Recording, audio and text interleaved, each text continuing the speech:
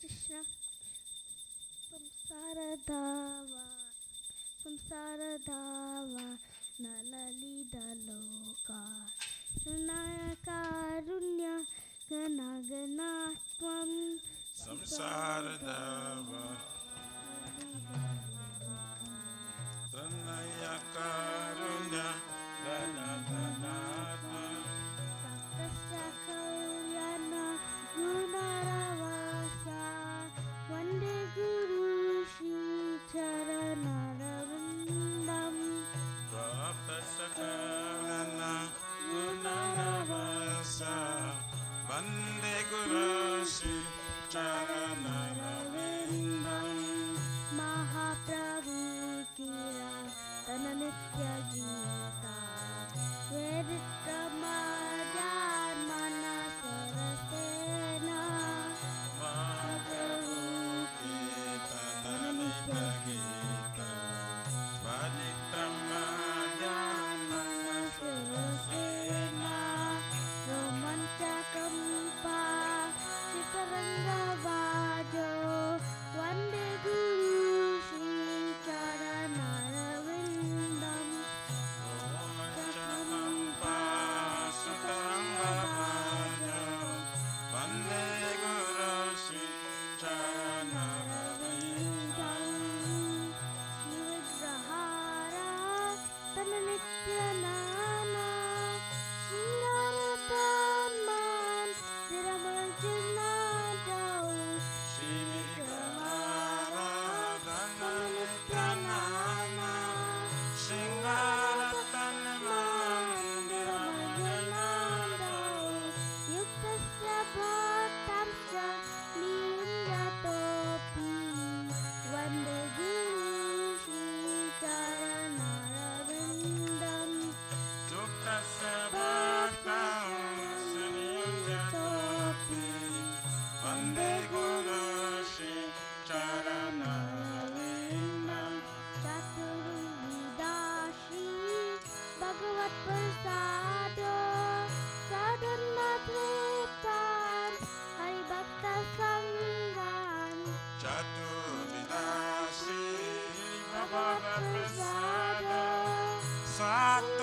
Satanatratan Haribhaktasangam Ritvaiva Triptan Paditasya Teva Vande Guru Shri Charanaravindam Kritvaivatritem Bhajatasadeva Vande Guru Shri Charanaravindam Shri-Kama Tavayorupara Madhura Leela Guna Panama Shri Radhika Madhavayarapara Madhura Leela Gunarupanama Pratikshyanasa Tanalolupasya Vande Guru Shri Charanaravindam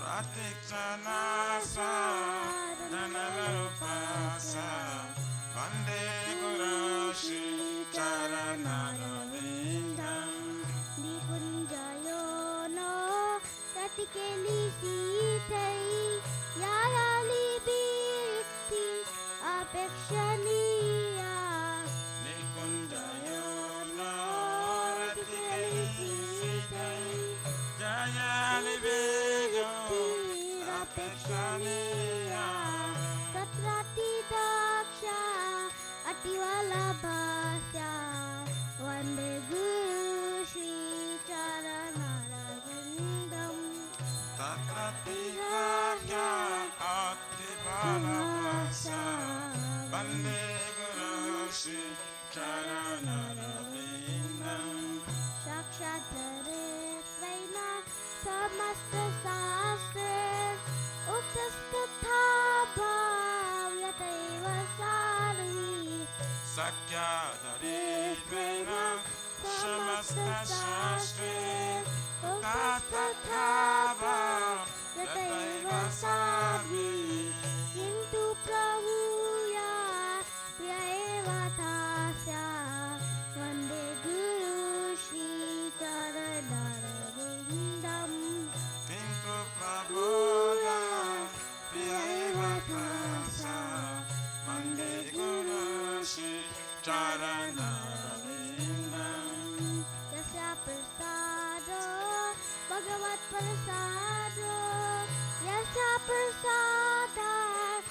Nakatiku topi Yasha Prasada Bhagavat Prasada Isa Prasada Nakatiku topi Dayam Tuvam Tasya Yashasti Sabija Vande Guru Shri Charanarvindam Jayam Sumam Tassa Yasakti Sandham Vande Guru Shri Charanarvindam Samsara Dhava Nalavida Loka Pranaya Karanya Ganaganatvam Samsara Dava Nalalita Loka Pranaya Karuna Gana Ganatva Tapasya Kalyana Gunaravasya Vande Guru Shri Charanarvindam Prapta Sakalana Gunaravasa Vande Guru Shri Charanarvindam Namah Vishnu Padaya Krishna Pastaya Bhutale Srimati Bhakti Vedanta Swami Niti Namine Namah Vishnu Padaya Krishna Prastaya Bhutale Srimati Bhakti Vedanta Swami Niti Namine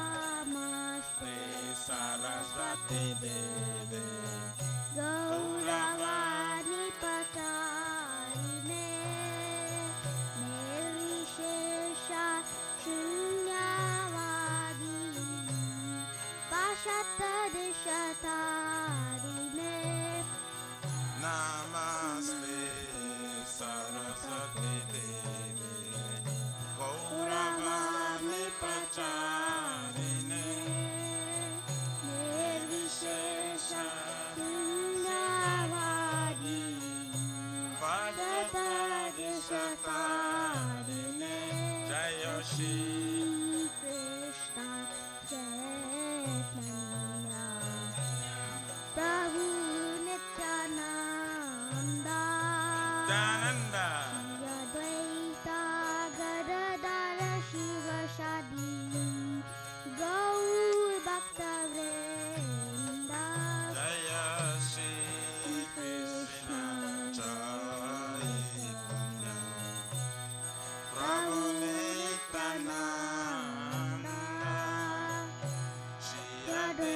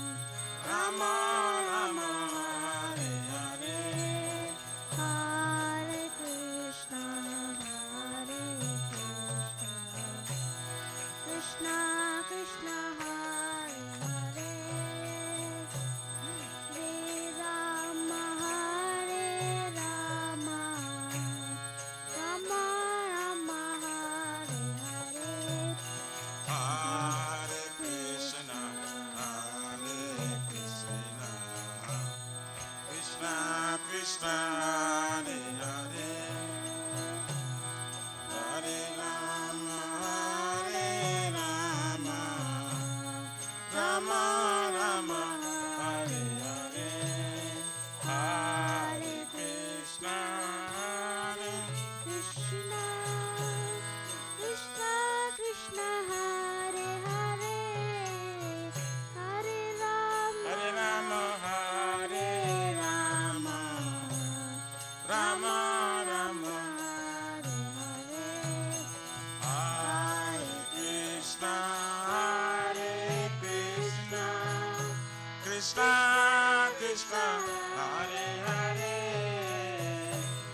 Hare Rama, Hare Rama, Rama Rama, Hare Hare, Hare Krishna, Hare Krishna, Krishna Krishna, Hare Hare, Hare Rama, Hare Rama, Rama Rama, Hare Hare, Hare Krishna, Hare Krishna, Krishna Krishna, Hare Hare, Hare Rama, Hare Rama, Rama Rama, Hare Hare, Hare Krishna, Hare Krishna, Krishna Krishna, Hare Hare, Hare Rama, Hare Rama, Rama Rama, Hare Hare, Hare Krishna, Hare Krishna, Krishna Krishna, Hare Hare, Hare Rama, Hare Rama, Rama Rama, Hare Hare, Hare Krishna, Hare Krishna, Krishna Krishna, Hare Hare, Hare Rama, Hare Rama, Rama Rama, Hare Hare, Hare Krishna, Hare Krishna, Krishna Krishna, Hare Hare, Hare Rama, Hare Rama, Rama Rama, Hare Hare Hare Krishna, Krishna Krishna, Hare Hare, Hare Rama, Hare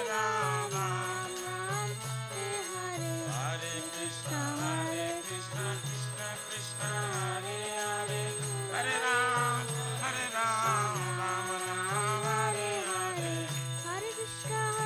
Krishna Krishna, Hare Hare, Hare Ram, Ram Ram, Hare Hare, Hare Krishna, Krishna Krishna, Hare Hare, Hare Rama, Rama Rama, Hare Hare, Hare Krishna, Krishna, Hare Hare, Hare Ram, Ram Ram, Hare Hare, Hare Krishna, Krishna Krishna, Hare Hare, Hare Rama, Rama Rama, Hare Krishna, Hare Krishna, Krishna Krishna, Hare Hare, Hari Bol.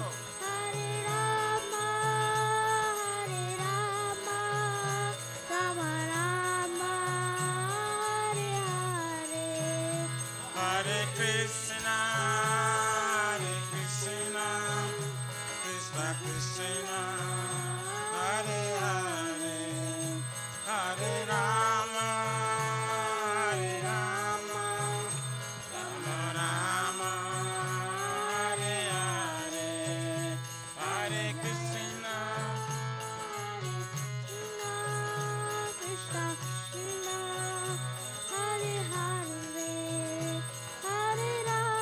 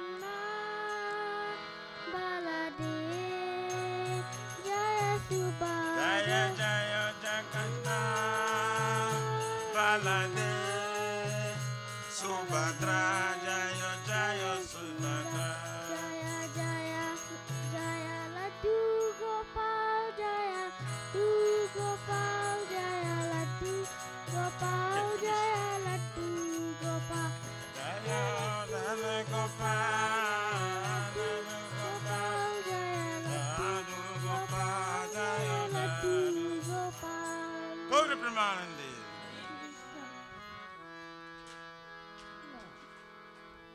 We should say Hare Krishna to you all together. Hare Krishna. That was exceptional. Thank you.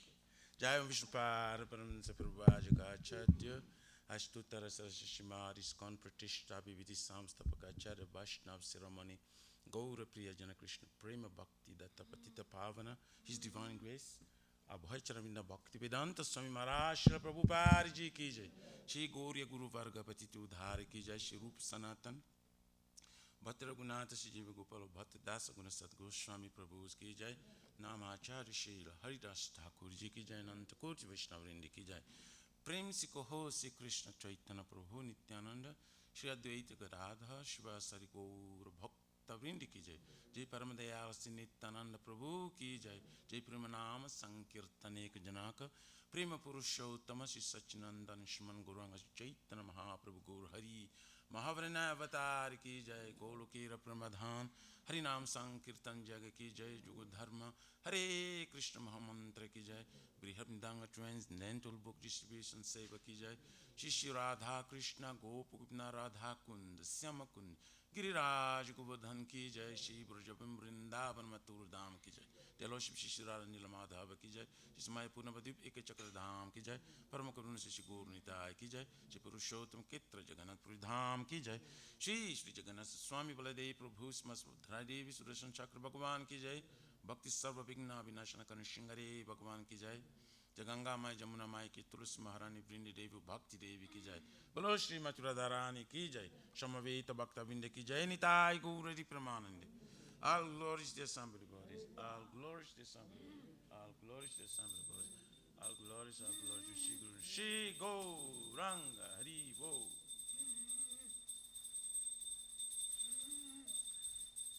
Hari Bo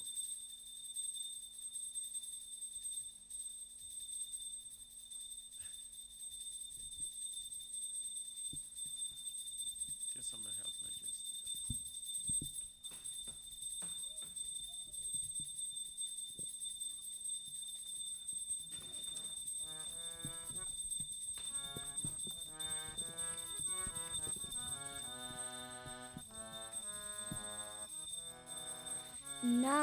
Namaste Narasimhaya Namaste Narasimhaya Namaste Narasimhaya Namaste Narasimhaya Praladala Dadaine Praladana Dadaine Hiranyakashipu Vakshaha Hiranyakashipu Vaksha Shilatankanakalaye Jaya Silatankana Kalaye Ito Nasimha Parato Nasimha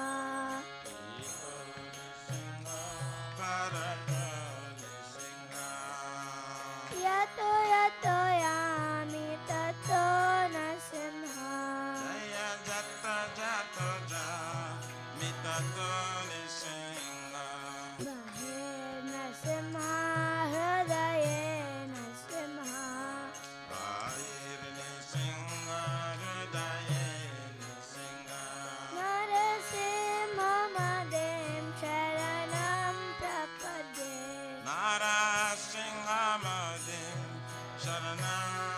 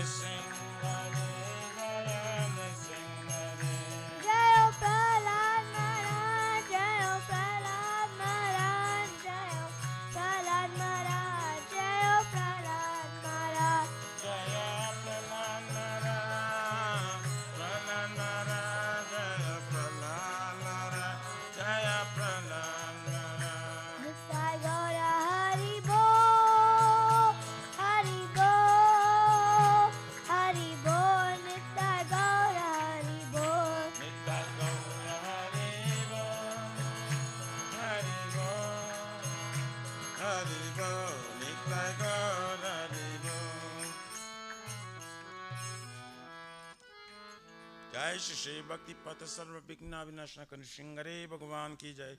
जय भक्त श्रेष्ठ प्रहलाद महाराज की जय। गौर प्रमानंद हरि बोल। श्री वृंदाई तुलसी देवाई प्रियाय के सब सत्य विष्णु भक्ति प्राणे देवे सत्यवताय नमो नमः।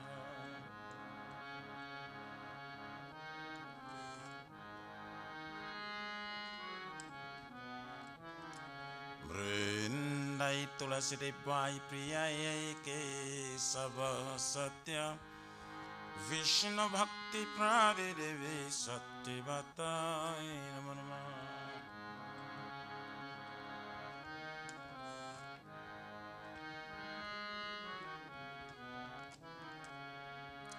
वृंदाय तुलसी देवाय प्रियाय के सब सत्य कृष्ण भक्ति प्राणे देवे सत्यवताय नमो नमः।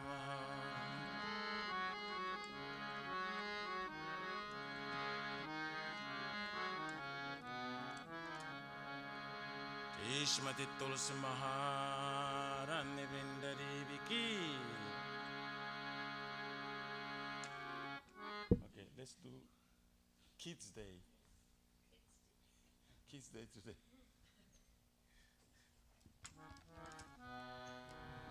They're doing big sacrifice, you know. They're waking up in the morning, you know, so they need encouragement. The future.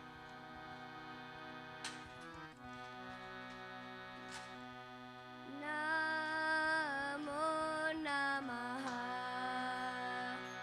Tulasi Krishna Priyasi Namo Namaha Tulasi Krishna Preyasi Namo Namaha.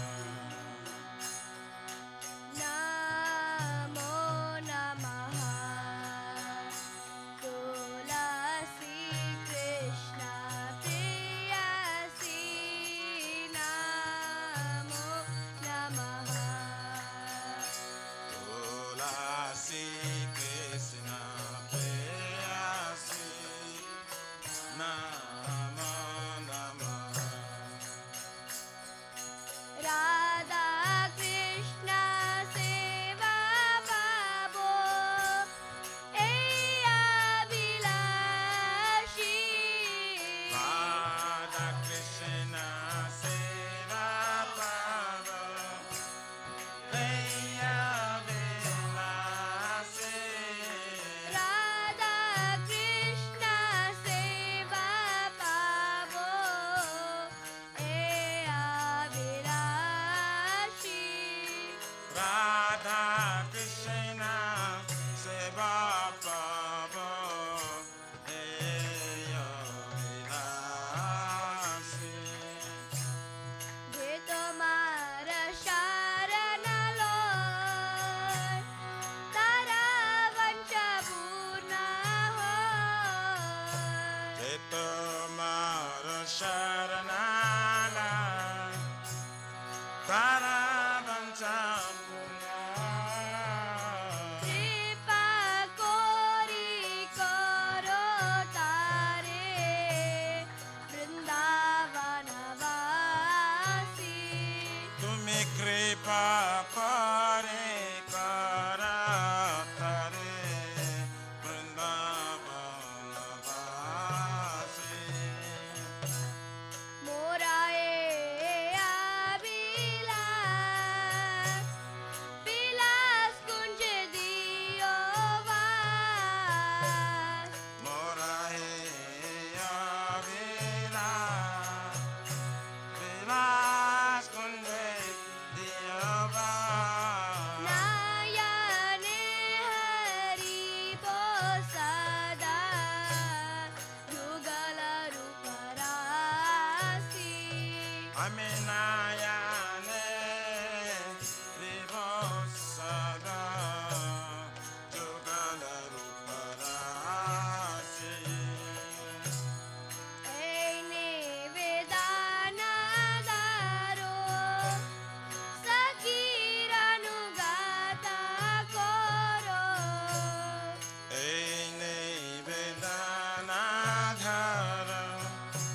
Sakirayano Katakara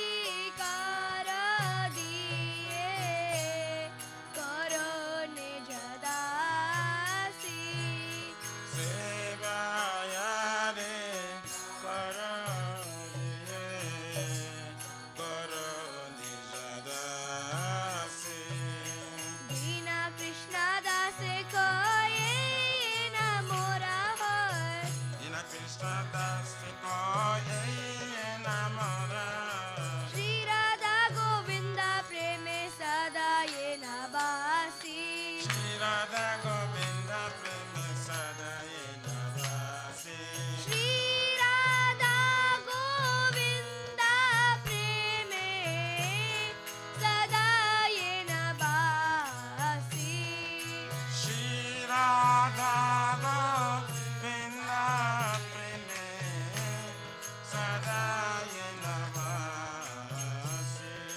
नमो नमः तुलसी कृष्ण प्रेयसी नमो नमः Tulasi Krishna Preyasi Namo Namaha यानि कानि च पापानि ब्रह्माहत्यादिकानि च तानि तानि प्रणश्यन्ति प्रदक्षिण पदे पदे Gane kane sapapane Brahmahatare kane sa Tane tane pranashanti Pradakshina pade pade यानि कानि च पापानि ब्रह्माहत्यादिकानि च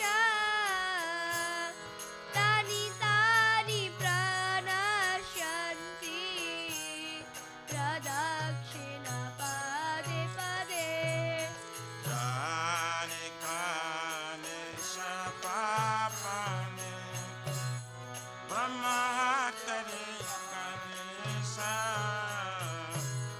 Tane tane pranashanti Pradakshina pade यानि कानि च पापानि ब्रह्माहत्यादिकानि च तानि तानि प्रणश्यन्ति प्रदक्षिण पदे पदे Jane kane sapapane Brahmahatare kane sa Tane tane pranashanti Pradakshina pade pade Hare Krishna Krishna Krishna Krishna Hare Hare Hare Ram Ram Ram Hare Hare Hare Krishna, Krishna Krishna, Hare Hare, Hare Rama, Rama Rama, Hare Hare. Hare Krishna Krishna Krishna Hare Hare Hare Ram Ram Hare Hare Hare Krishna,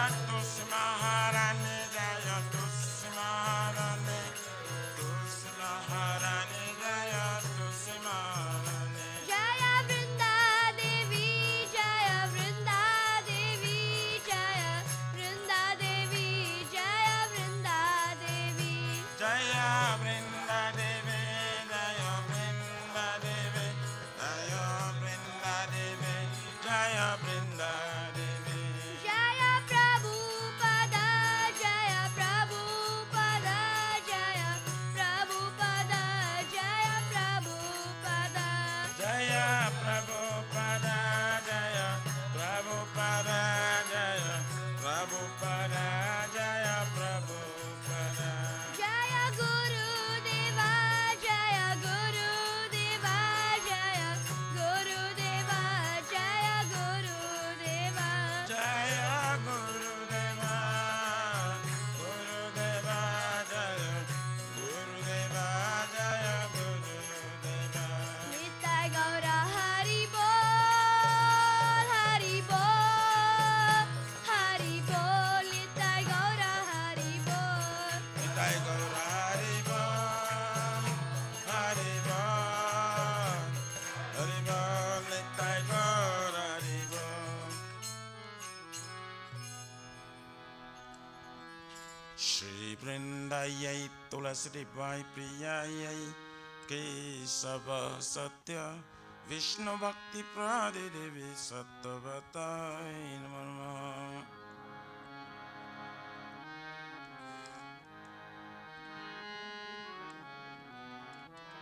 Vrindai Tulasi Bai Priyayai Kesava Satya Vishnu Bhakti Prade Devi Sattvatai Namah.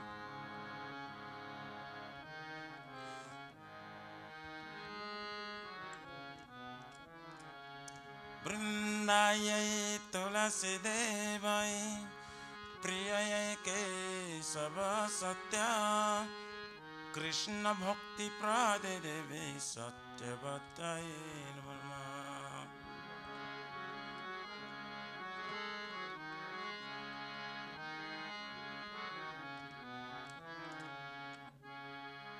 Jai Shrimati Tulasi Maharani Vrinda Devi Ki Jai.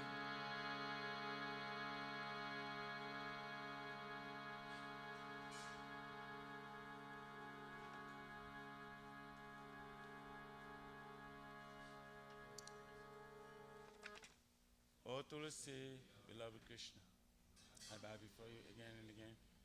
My desire to obtain the service of Shri Radha and Krishna. Whoever takes shelter of you has wishes fulfilled. Bestow your mercy upon him, you make him resident of Vrindavan. My desire is that you also grant me a residence in pleasure groves of Shri Vrindavan Dham. Thus within my vision I will always behold the beautiful pastime of Radha and Krishna.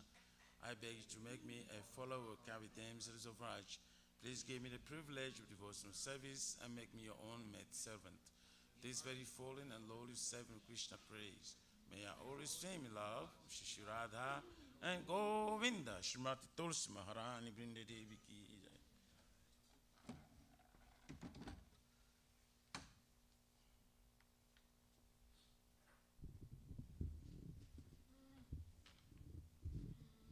There are 10 offenses in matter of chanting the holy name of the Lord that should be avoided. They are as follows. 1. To blaspheme his bodies with dedicated life for propagating the holy name of the Lord. 2. To consider names of demigods, Lord Shiva and Lord Brahma, to be equal to or independent of the name Lord Vishnu. 3. To disobey the orders of the spiritual master. 4. To blaspheme the Vedic scriptures or scriptures and pursuance of Vedic version. 5. To consider the glories of chanting Hare Krishna to be imagination. 6. To give some interpretation to the holy name of the Lord. 7. To commit sinful activities on the strength of chanting the holy name. 8. To consider the chanting Hare Krishna as one of the auspicious ritualistic activities which are offered in Vedas as fruitive activities, karma kanda. 9. To instruct the fearless person by the glory of the holy name. 10. To not have complete faith in chanting the holy names and to maintain material attachments, even after understanding so many instructions on this matter. It is also an offense to be inattentive while chanting. Every devotee who claims to be Vaishnava must carefully guard against these 10 offenses in order to quickly achieve the desired success. Krishna Prema. Now let us offer our most humble obeisances unto all the Vaishnavas, the devotees of the Lord. They are just like desired trees, they can fulfill the desires of everyone, and they are full of compassion for the fallen conditioned souls. Just Vancha kalpatarubhyascha kripa sindhuvevacha paritanam pavanibho Vaishnavibho. Jai Ananta Koji Vaishnavrinda ki jai. Shri Chaitanya Mahaprabhu Sikhastakam ki jai. Chaito Darpanam Ajanam Bhavamada Vagni Nivapanam Shwayakari Vachandrika Vitaranam Vidyavadu Jivanam Anandam Buddhivardhanam Pratipadam Purnamrita Shradanam Sarvatmasnam Parampara Vijayate Shri Krishna Sankirtanam Nam Namakari Vabudha Nija Sarva Shaktis Tatrapita Niyamitta Shmarane Nakala Ita Grishitava Kripaya Bhagavan Mamapi Durdaivam Idishamya Janina Nuraga Trinadapi Sunichena Tadorapi Saishnuna Amanina Manadena Kitanya Sadahari Nadhanam Najanam Nasundarim Kavitam Vajagadisha Kamaye Mama Janmani Janmanishari Bhavatar Bhakti Rai Tuki Turai Ainandatanu Jakinkaram Paditam Mam Visame Bhavam Budho Kripaya Tava Pada Pankaja Stitha Duli Sadrisham Vichintaya Nayanam Galora Shrudharaya Vadanam Gadagadharudhaya Gira Pulakari Chitam Bhapukada Tava Nama Grahane Bhavishyati Jugaitam Nimeshena Chakyusha Pravrashaitam Sunya Itam Jagata Sarvam Govinda Verahe Name Asli Shava Padaratam Pinashtumam Adarshnar Marmahatam Karotuva Jatata Thava Vidadhatulam Pato Matrana Tastu Saivana Para Hare Krishna Krishna Krishna Hare Hare Hare Rama Rama Rama Hare Hare Shri Chaitanya Mahaprabhu Sikhastakam Ki Jai Namo Mahavarannaya Krishna Prema Pradayate Krishnaya Krishna Chaitanya Namine Gauratvishe Namaha Namo Vishnu Padaya Krishna Prashtaya Bhutale Shrimate Bhakti Vedanta Swamini Namine Namaste Saraswati Devim Gauravani Pracharine Nivishesha Shunnavadi Patsatyadi Satarine. Glory to the Shri Krishna Sankirtana, which cleanses the heart of the dust accumulated for years and extinguishes the fire of a conditional life for repeated birth and death. This Sankirtan moment is the prime benediction for humanity at large, because it spreads the rays of the benediction moon. It is the life of all transcendental knowledge. It increases the ocean of transcendental bliss and enables us to fully taste the nectar for which we're always anxious. O my Lord, your holy name alone can render all benediction to living beings, and thus you have hundreds and millions of names like Krishna and Govinda. In these transcendental names you have invested all your transcendental energies. There are not even hard and fast rules for chanting these names. O my Lord, out of kindness you enable us to easily approach you by holy names, but I am so unfortunate that I have no attraction for them. Once you chant the holy name of the Lord in a humble state of mind, thinking oneself a lord on straw in the street, one should be more tolerant than a tree, devoid of all sense of false prestige, and should be ready to offer all respect to others. In such state of mind, one can chant the holy name of the Lord constantly. O Almighty Lord, I have no desire to accumulate wealth, nor do I desire beautiful women, nor do I want any number of followers. I only want your cause of devotional service, birth after birth. O son of Maharaj Nanda Krishna, I am your eternal servitor. Yet somehow or other I have fallen in this ocean of birth and death. Please pick me up from this ocean of death and place me as one of the atoms at the lotus feet. O my Lord, when will my eyes be decorated with tears of love flowing constantly when I chant your holy name? When will my voice choke up, and will the hairs of my body stand on end with the recitation of your name? O Govinda, feeling your separation, I am considering moments to be like 12 years or more. Tears are flowing from my eyes like torrents of rain, and I'm feeling all vacant in the world in your absence. I know no one but Krishna as my Lord, and he shall remain so, even if sunders me roughly by his embrace, or makes me broken-hearted by not being present before me. He is completely free to do anything and everything, but he's always my worshipful Lord unconditionally. Shri Chaitanya Mahaprabhu Sikhastakam Ki Jai. Shri Guru Vandan Mangala Charan Guru Pranam Ki Jai.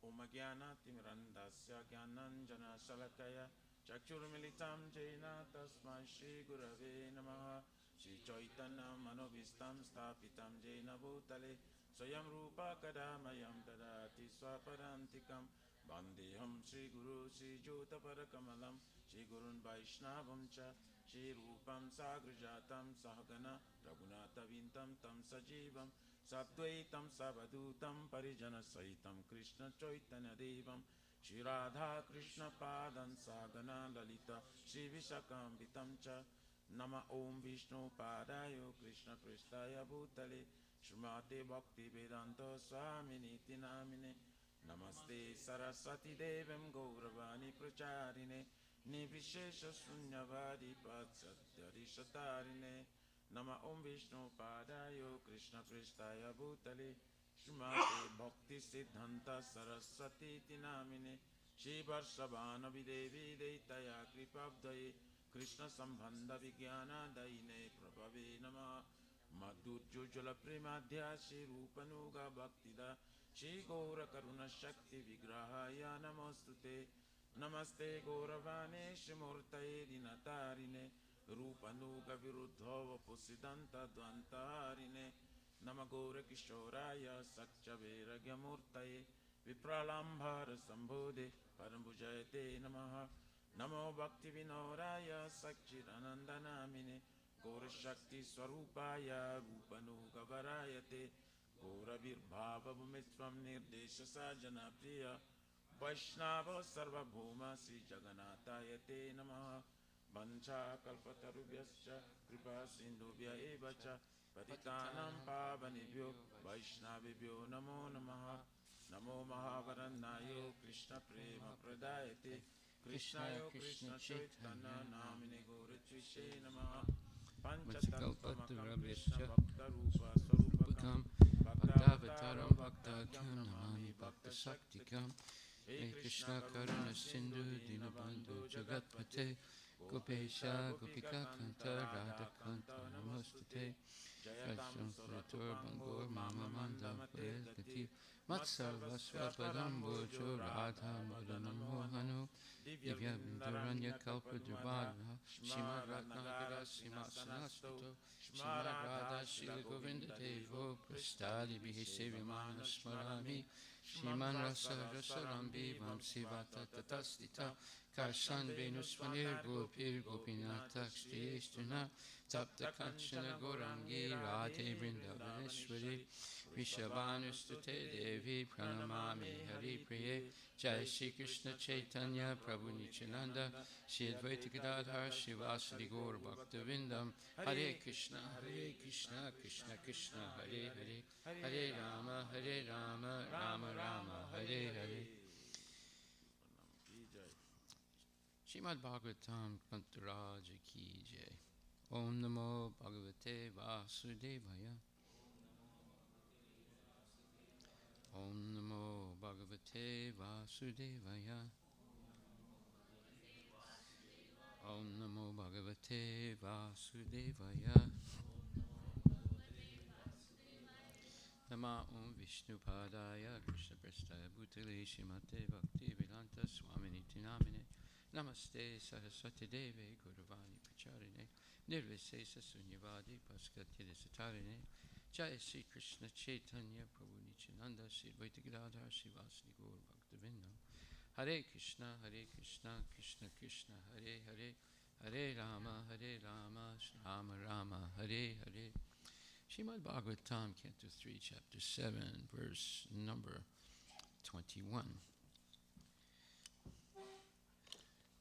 Shistvagre Mahad Adini Savikaran Anukramat Tebhyo Virajam Udritya Tamanu Pravisad Vibhu Shishtva, after creating, Agre, in the beginning, Mahat Adini, the total material energy, Savikarani, along with the sense organs, anukramat, by a gradual process of differentiation.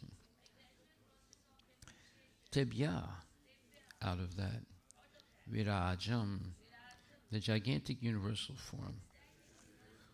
Udritya, manifesting. Tam, unto that. Anu, later.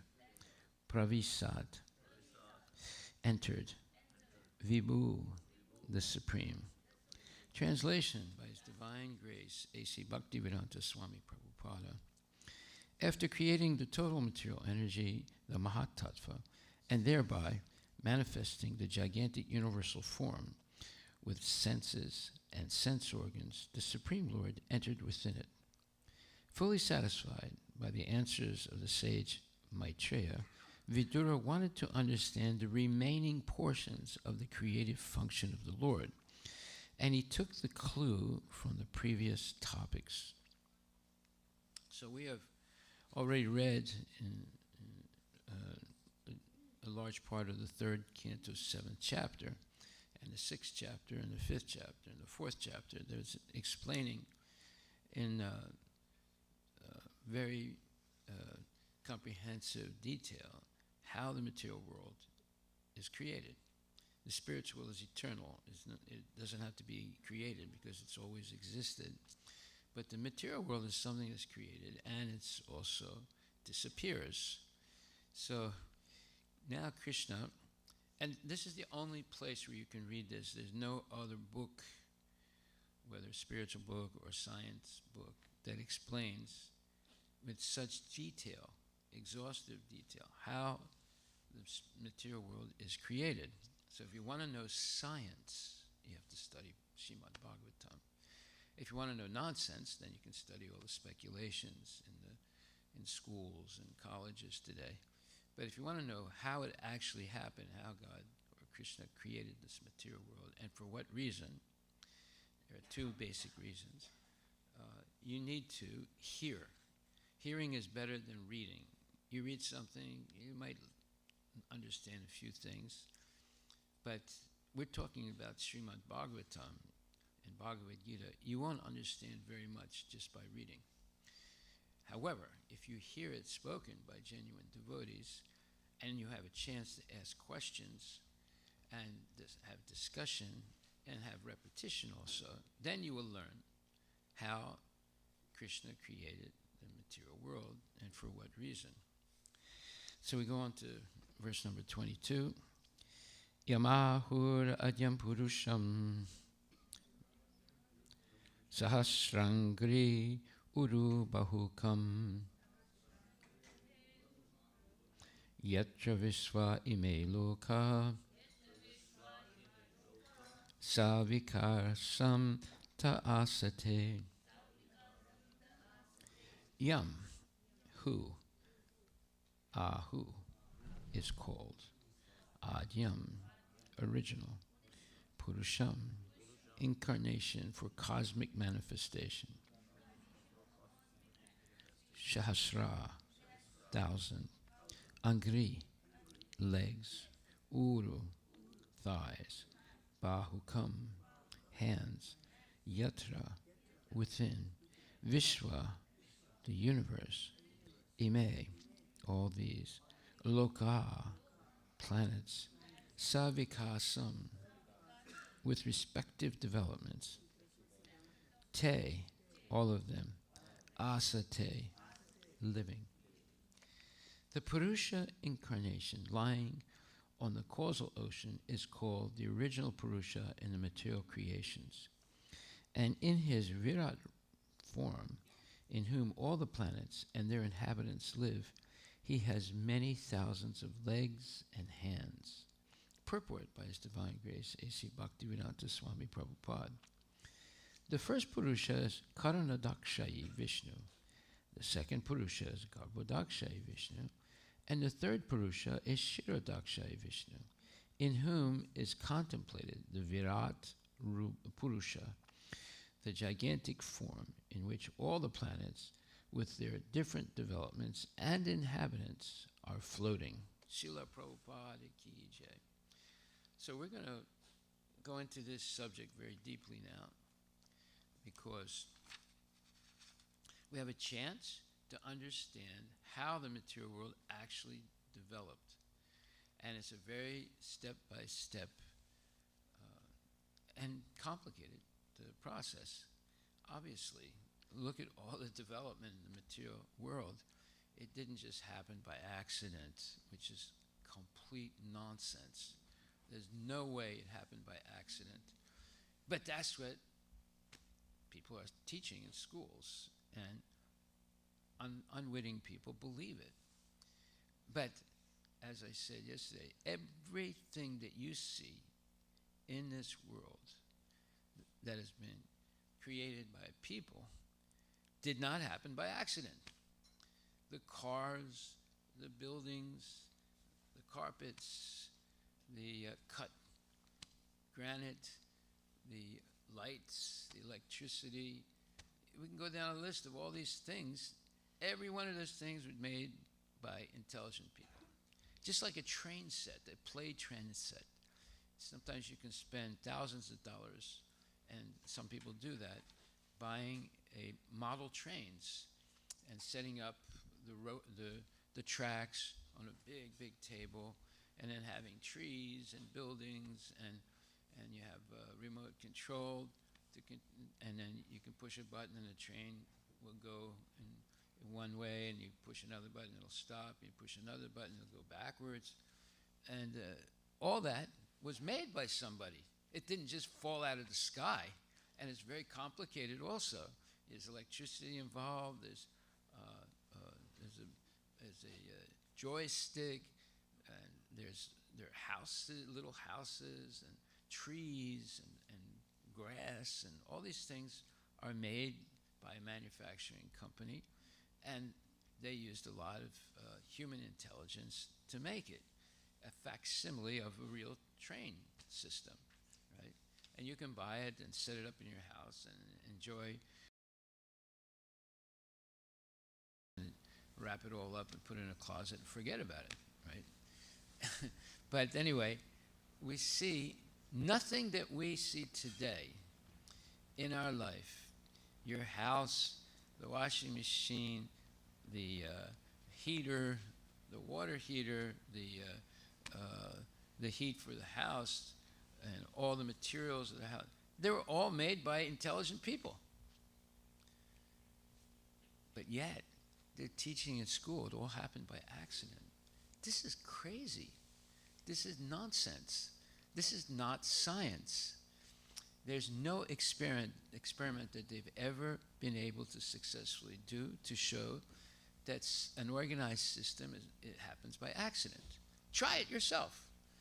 You can get all, they had this display in the UC,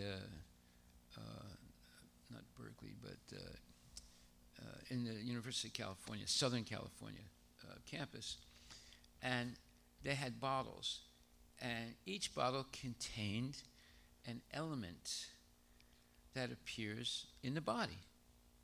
And there are a lot of elements, and this was years ago, and you could read all the different elements that go into making this body.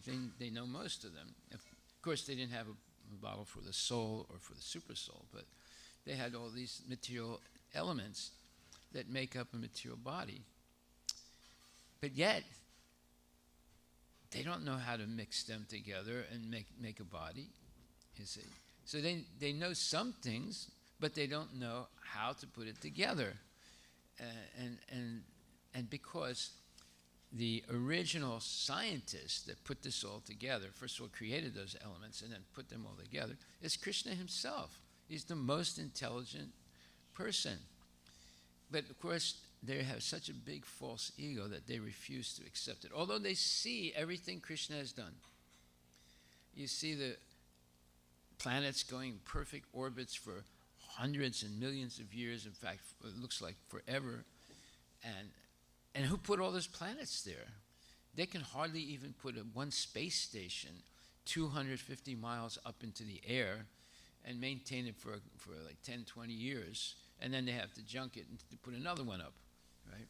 But who put all these gigantic space stations up? The moon, the sun, the planets, the stars. And where did all these gigantic expansions come from? The expansion of space is unbelievable. And we only see 6% of it.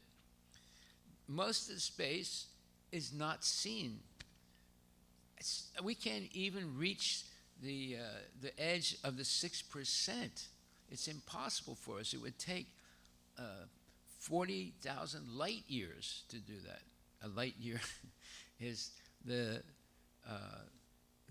distance that light, which goes at about 186,000 miles per second, goes, and the edge of the visible universe is only 6% of the universe, and that takes 40 million light years to reach.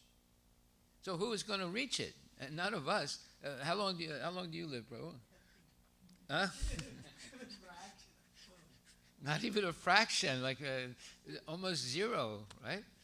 So this is crazy. They're teaching things that are impossible to achieve, and they don't know really what is the cause of it, and they're making things up. This is not science. Science means observation, experimentation, and you see a model of that comes out from the experimentation, and based on the predictability of that model, you make a theory. That is science, but that's not fact yet. The theories are when you get maybe 20% or 30% validation of predictions from your theory. You have to get 100% validation for it to be fact, right? So almost all these theories are 10%, 20%, 30%, 40%, sometimes 50% validated. Never 100%. And especially Darwin's theory of species, it's not even 10% validated. You see? And they're teaching it like science. It's not science, it's junk.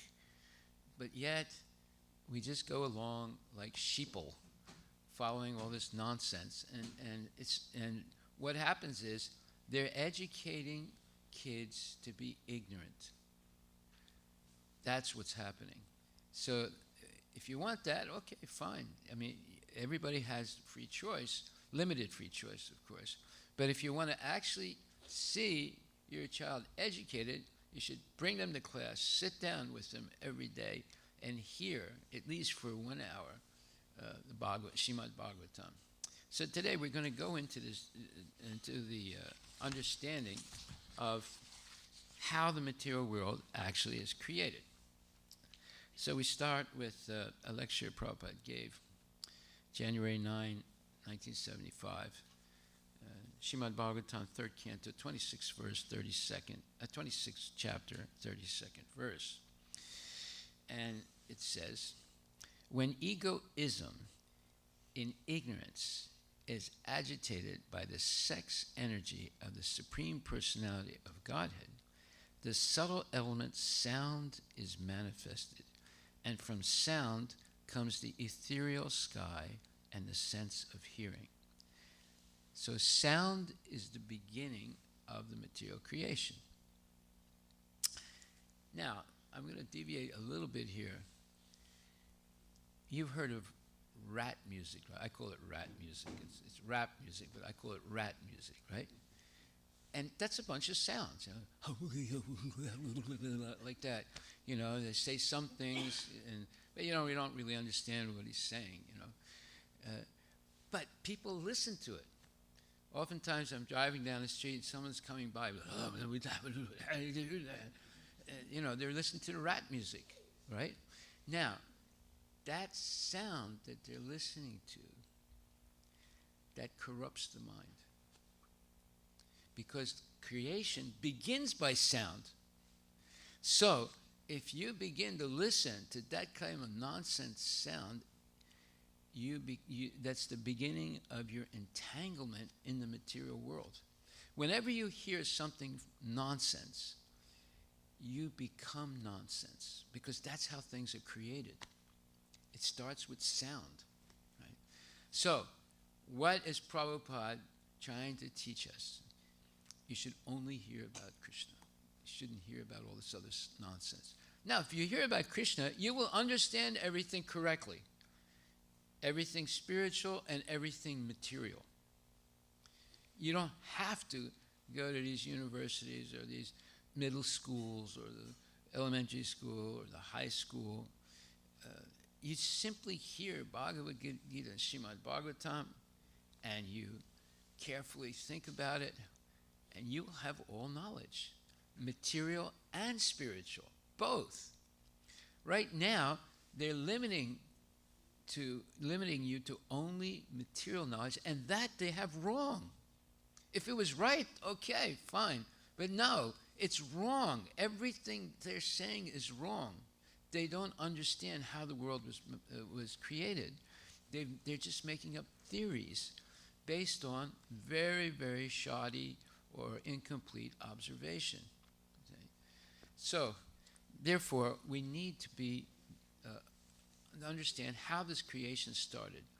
So here it says, when egoism in ignorance, so that there's a Sanskrit phrase for that. It's called tamasa buddhi. That's knowledge in ignorance. And that's what rat music is. It's knowledge in ignorance, right? There's no knowledge in reality. It's just a bunch of nonsense, right? And all these different songs. I'm thinking of a white Christmas, just like the one there used to be. You know, all these songs, they're basically nonsense, right? But while we listen to them, or so many Hindi songs are like that also. They're even more nonsense sometimes than the English songs, right? I'm sure you have examples of. It's complete nonsense, and it is basically teaching us to live in ignorance. Now here we have transcendental sound. These verses of Srimad Bhagavatam, verses of Bhagavad Gita, all transcendental sound. But people ignore it, and they go to the nonsense. So when we become determined, I'm not going to listen to any nonsense anymore. I'm only going to hear transcendental, verified knowledge. This knowledge is already verified and validated. That you don't need any research. Research is for the demons. The demons do research. Just like they did one study at University of California. It lasted 10 years, and it cost $20 million. And their final conclusion was, yes, you do need a mother and father to raise a child. What? We knew that already. You didn't have to spend 10 years and $20 million to experiment on that. You see how crazy, most of the experimentation they do is all nonsense, right? It's just so they get money and they can get a salary, and they make up all these nonsense things to research, right? So unless we understand this, we're going to fall into that whole syndrome of ignorance, and we're always going to be saying, well, they're getting close. They're getting close. They're saying by 2050, death will be optional. This is all nonsense. There's no question of death being optional. These are laws of material nature established by Krishna. How can they go against them, right? So once we become cognizant of what is real and what is false, then our real life begins. And you want to be happy. If you're full of false realization, you'll never be happy. You have to have the truth to be happy. And then you have to follow the truth. Not only you have it, you have to follow it. Just like I had a friend of mine, he's some kind of a devotee, and he got a PhD in volcanoes. Now what happened? He couldn't find a job, right? So he ended up driving a taxi to make money. Although he's got a PhD, I said to him, you got a PhD, you couldn't find. He said, it's very difficult. He said, nobody wants to hire me because, there are very few people that need my PhD And there's no positions there for me, right? So here you see, he goes to school all this time, gets a PhD, and he can't find a job. Right? So this is the situation today for most people. Now you say, oh no, this is not for IT. I'll get a job right away. Yeah, you'll get a job, but what kind of job? You become a Sudra. You are working for greedy people. And a Sudra is someone that's always begging for a job and always worried about losing their job. And then when they lose their job, they're always begging for a job, sending out their resume to hundreds and thousands of companies. So you're not supposed to live like a Sudra. You're supposed to live like, if you can, a Brahmana. So Brahmanas are always independent. They don't depend on greedy people for their sustenance. Anyway, that's a bigger topic. We're not going to talk about that now. So we'll go back to the topic today. So it says, Prabhupada says, the beginning of the creation is sound. The modern physicists, they also agree sound and light according to their theories. But the sound is the origin of creation mixed with these modes of ignorance. Everything here in the material world is spiritual reflection. In other words, it's a reflection. Just like you look in a mirror, you see a reflection of your face. Now, is that face in the mirror that you're seeing real? No. You have the real face. You're just seeing a reflection of it. So here Prabhupada says that everything here in the material world is a spiritual reflection covered by the material elements. Now, would you accept that? You know, you have to think about it a little bit. He's saying here, everything we're seeing, including your family, the house you live in. Like, I was born in a certain house, and I lived there for like 21 years until I graduated college, and then I left. And then some years later, when my parents died, and my brothers, they had other houses, they had been married, and they sold the house. The house that they had for about 40 years, right? And then one time I went back to Philadelphia. I drove past the house. I looked at it. I said, gee, I used to live in that. I was born in that place. Right? But it's gone, right? There's someone else. There's some Korean that bought it, right? So, you know, whatever it was experienced in that house, it's finished. It's gone. It's never going to come back again. So it's a type of illusion, you see. It's a type of illusion. And it's, sometimes there's a lot of nostalgia and there's a little bit of pain also. Oh, you know, my mother and father were there, my brothers and my sisters, and, you know, they're not there anymore, right? And they're spread all over or they're dead, right? In fact, everybody in my immediate family is dead. Every one of them, right? So at a certain point, this happens to everyone, and then you start saying, well, what does this all mean exactly? Why is this happening? I didn't want any of them to die. I love them. But yet, it's happening, and we have to ask why it's happening, right? And then we have to ask, what is actually then the purpose of life? If all these things are going to end up being lost, and we just have some memories, and even the memory gets clouded also over time, and so what is the purpose of life? That's why we have to read Bhagavad Gita and Srimad Bhagavatam and hear it, because that explains what is the real purpose of life. Unless we get adapted to the real purpose of life, we'll waste our whole life and just have to repeat over and over again this birth, death, old age, disease in different types of bodies. We've already, you know, if you say, well, you know, I really love my mother and father. Well, I could ask you a question. Which mother and father are you talking about? Because you've already, to get to the human form of life, you already went through 8,400,000 species. So you've had plenty of mothers and fathers, right? So which one are you talking about? Oh, no, the last one. But the last one are dead also. What about that? Well, I still remember them. I go once a year to their grave or something, you know. Or if you're a Hindu, you go, well, they threw the ashes into the Ganges. I don't see anything anymore. So you see, This is happening to all of us, but we have to ask why. And is there a solution to this? That's only explained here. So now we go further. But the sound is the origin of creation, mixed with these modes of ignorance. Everything here in the material world is a spiritual reflection covered by the material elements. So when this sound is purified, or you catch up the spiritual sound, then your spiritual life begins. So that's the most important point. Now, this is a long lecture, but if you just understand this one point we just read, and let me read it again. He says, everything here in the material world is spiritual reflection covered by the material elements.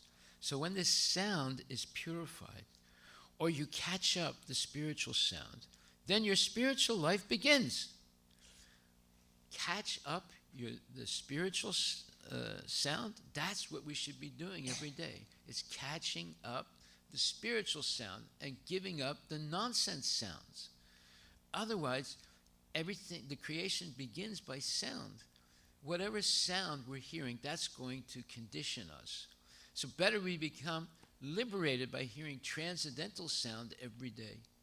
See? Because knowledge begins from sound. S-O-U-N-D, right? What you're hearing. Okay, so then it says, so when this sound is purified, or you catch up the spiritual sound, then your spiritual life begins. And from the material sound, this material creation has begun from first of all the sky, Naba, or ether. And from ether, air is created, and wind. And from air, then fire is created, and electricity. You see, from the sound, there is immediately electricity in the sky, the fire. Electricity means fire. So from the sky, the sound is created. From the sound, air is created. By the friction of air, the electricity or fire is created. Then within the fire, there is water. And after water, there is land. This is Panchabhuta, 5 gross material elements. It is coming from the subtle elements. From the subtle elements, the gross elements gradually develop. Now we're hearing something real. Right? So, in the ether, there is sound, sabdagam. And from the sound, the instrument of hearing is created, shrotram. What's the instrument of hearing? The ears. Similarly, our subtle senses, rupa, rasa, sabda, sparsa, gandha. So, sabda, sparsa, then sparsa. Sparsa means touching. When there is air, there is touching. Touching sensation is created. And when there is fire, then form sensation is created. And when there is water, then rasa, taste sensation is created. And from rasa, water. When there is earth, then gandha sensation or smell is created. How scientifically it is described. Rupa, rasa, gandha, sabda, sparsa. They are the sense perceptions. The sense perception is created from the 5 elements, earth, water, air, fire, and ether. And above that, there is still finer materials, mind, intelligence, and ego. And then behind that, the soul is there. And the material creation behind everything, the supreme personality of Godhead is there. Bhagavat Choditat. It is not automatically taking place. Vikurvanad Bhagavat Virya Choditat. Just like the sex, when the semina is discharged by the man, then there is pregnancy. Not automatically. Similarly, here also, the same thing. Bhagavat Virya Choditat. In the Tamaguna. That means the origin of this creation is tamaguna, ignorance. Whoa, did you know that? The origin of creation is ignorance? Yeah, it's what you call tamasa buddhi. It's knowledge and ignorance. See, when you have knowledge and ignorance, like, we all come from Big Bang, and we all come from monkeys, and there's no God, there's no spiritual world, and after you die, there's nothing. This is all ignorance. This is not factual at all. They're all things that are made up specifically to keep you in ignorance.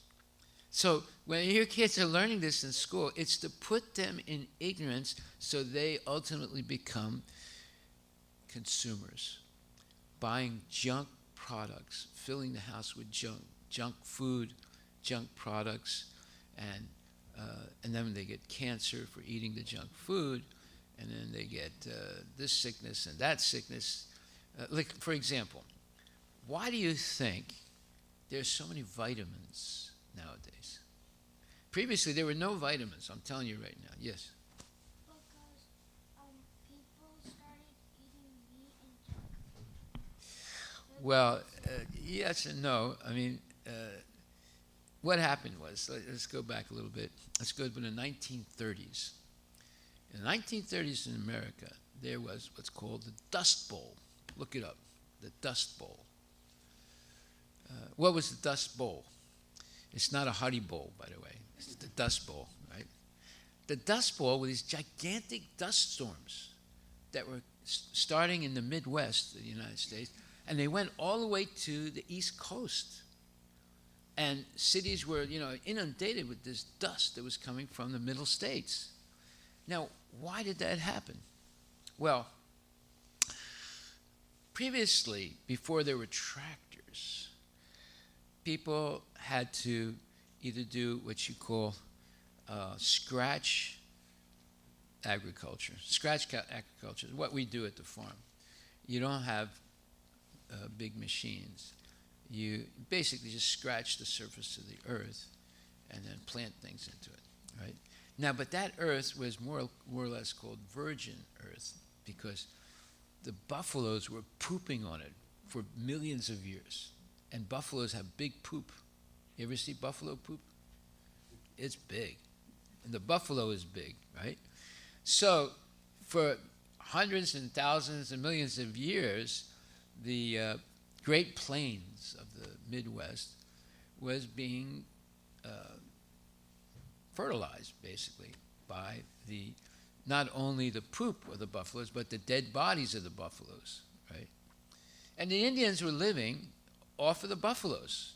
They were nomadic. They would follow the buffaloes, and everything they had was based on buffaloes. Their teepees, their clothes, their food, everything. What did the Americans do? For at least 3, 4, 5, 6 years, they killed every buffalo to ruin the Indian culture. And they succeeded. And then the Indians stopped being nomadic and they were forced to live on badlands in the United States. And they were kept on those badlands by the United States Army. Right? They fought back for some time, but they were overwhelmed eventually, and they just gave up. Right? So that's why you see so many Indian reservations, especially in Washington State. There's a whole bunch of Indian reservations. Every one of those reservations is considered a foreign country. Did you know that? Did you know that?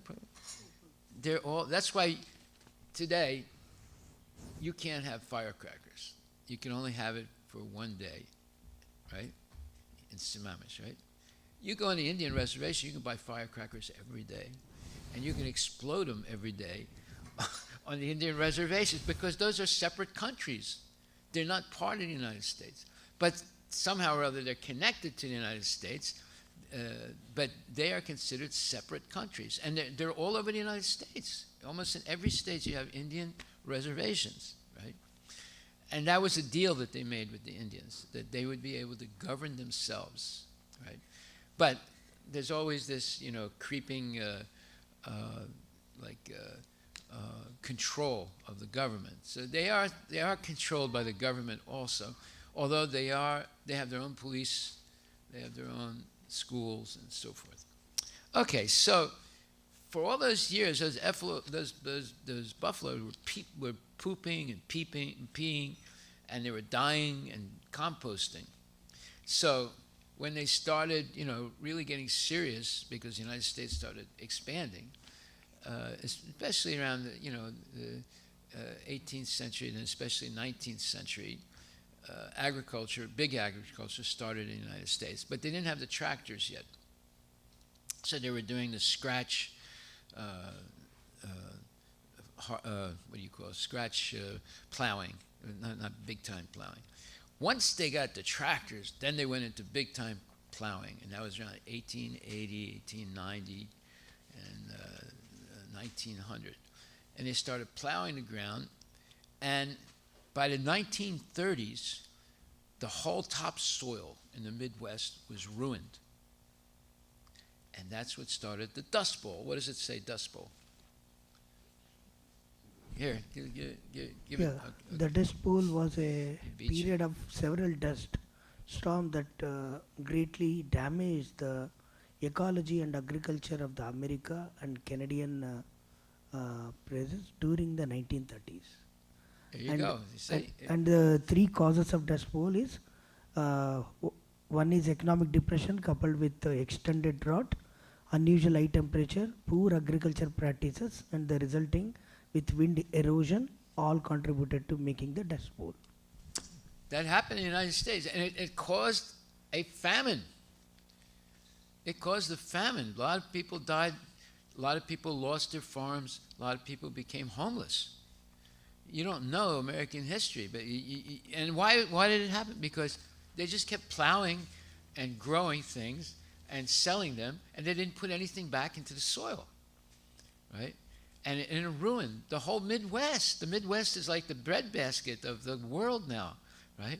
So they realized that they made a big mistake, but to cure it, they went into making artificial. What do you call it? Artificial, huh? Fertilizers. Yeah, they made artificial fertilizer, NPK. Yeah. And then, because they were using artificial fertilizer in a massive way, so that makes the vegetables grow, but they're nutrient depleted. Because they were nutrient depleted, they had to start the vitamin industry. You see, to get your vitamin A, and your vitamin B, and your vitamin C, and vitamin D, and vitamin F, and K, and who knows what. The whole thing started because they ruined the natural agricultural way of growing, and it caused a famine, and it caused disaster, right? So you see, and believe me, the United States came very close to becoming a communist state. If it wasn't for the war, it would have turned into a communist state. I guarantee it. Because people were fed up with what happened to them, right? So, okay. So coming back to this, we see a very, very, let's say, organized way of understanding how this creation has taken place. He's talking about Rupa, Rasa, Gandha, Sabda, Sparsa. They are the sense perceptions. That's called the Tan mantras. Not mantras, or Tan mantras. That is seeing, hearing, touching, tasting, feeling. Right? All right. So they are the sense perception. They're the senses, eyes, ears, tongue, nose, and so forth. And then there's this sense perception, the hearing, tasting, touching, etc. Okay. The sense perception is created from the 5 elements: earth, water, air, fire, and ether. And above that, there is still finer materials: mind, intelligence, ego. And then behind that, the soul is there. And the material creation behind everything means the Supreme Personality of Godhead is there, or Bhagavat Chodita. Now, they don't teach this in school. They might talk about earth, water, fire, air, ether. They might talk about seeing, hearing, touching, tasting, feeling. But they don't talk about the soul.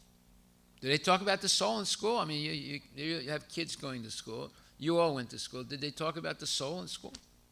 Especially in your branch, the hard sciences, the real science, Nuclear science is called junk science, right? But what you are doing, chemical science, that's real science, because you actually do experiments and you can validate things, or partially. By the way, did you do your homework? Let's hear it. He had a special homework because he grew up in chemistry and so forth. His homework was to find out how to make water starting from scratch. Because you're saying the oceans, Pacific Ocean and the Atlantic Ocean, Indian Ocean, where did all that water come from? And it's made with two things, hydrogen and oxygen. Right? So where did all that hydrogen and oxygen come from? So now he's going to tell us if today, because he is a scientist, is it like, what do you call your chemistry scientist or what? Material science, okay. So he's going to tell us how to make water. If you had to go and buy the ingredients now, and how you would make it, and how much it would cost. Go ahead. The homework was to find out how much it costs, and the time it takes, and the quantity you can make. Okay, the elements that are used again is hydrogen and oxygen. They are in the form of gases. So if you just mix the hydrogen and gas together in the at the room temperature, you won't make water.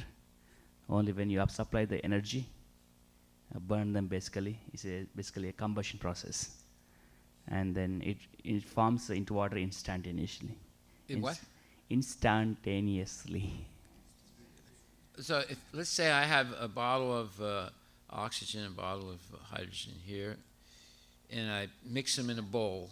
And burn them. And I burn it. I think it would explode.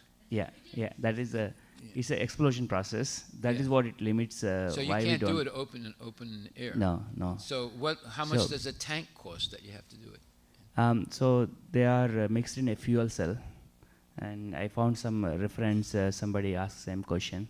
I think a laboratory fuel cell, $50, something like that, and then where you mix them, and from their calculation they gave it's just the running cost, just buying the hydrogen and then the oxygen gases. I think if you just running cost is $2 per liter water. But you cannot mass produce this because it's a combustion process. You would blow yourself up. Yeah, I think there is a Hindenburg. There was a accident in the past. I didn't look into that yet. There was a big explosion when they tried to do this. Typically, this reaction is used to propel the rockets. And I looked at why we did not scale it up. I can read which is more informative. So how much would it cost to do it? At the laboratory scale, I think $50 fixed cost plus $2 per liter running cost. Okay, so And I haven't validated, but it's some of the chemists that gave the answer. so $52 to make how much water? 1 liter. 1 liter of water. How many liters of water are there in the Pacific Ocean? Yeah, I thought about that. I know it's humongous. So you see, just to make 1 liter of water, it would cost you $52, right? Yeah.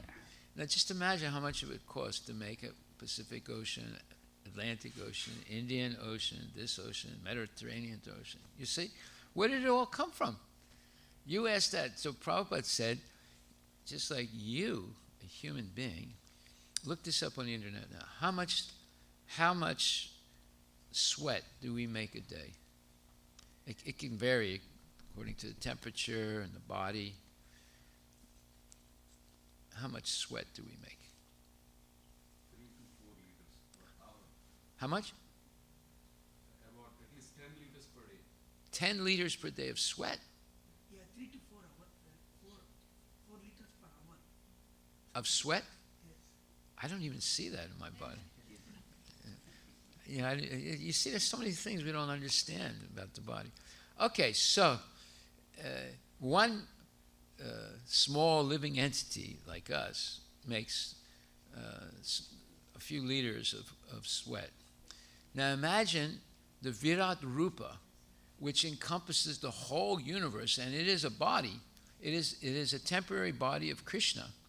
And everything in the material universe is coming from that Virat Rupa, form of the Lord, or Virat Purusha.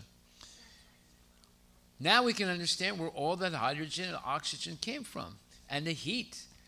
And Krishna was able to do it in his Virat Purusha form.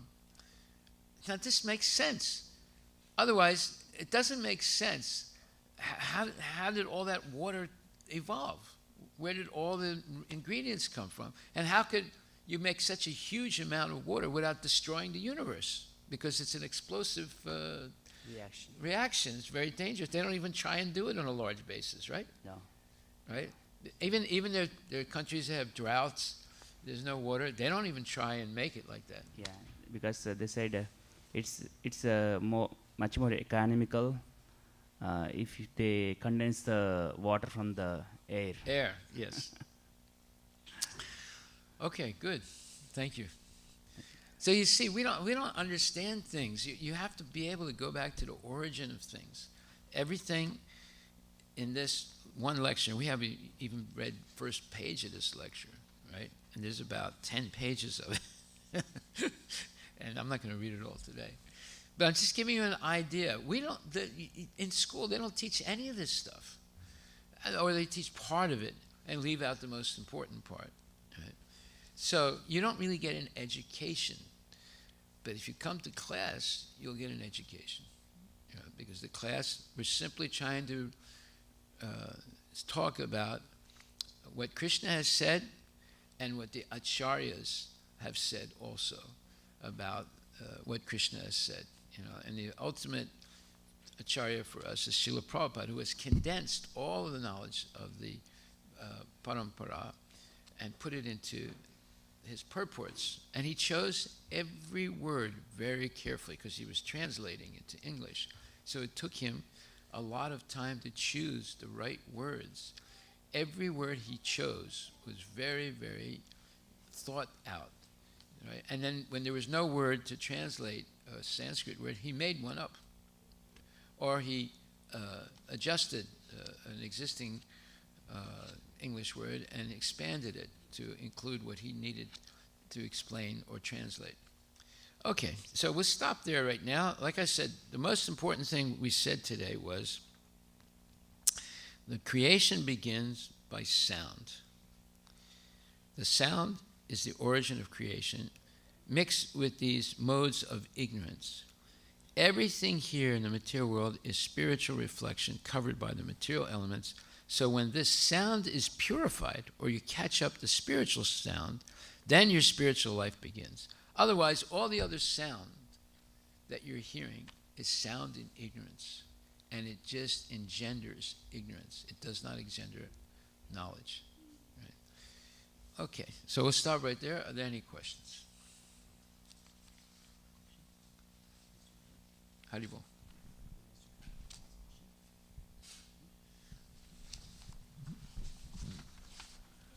Guru Maharaj, one quick question. A universal form and what is the, see in Bhagavad Gita 11th chapter, Arjuna says that I can see universal form. Yes. And today we were saying, What? Who? today in the class, you know, we are talking about The universal form. universal form. Yeah.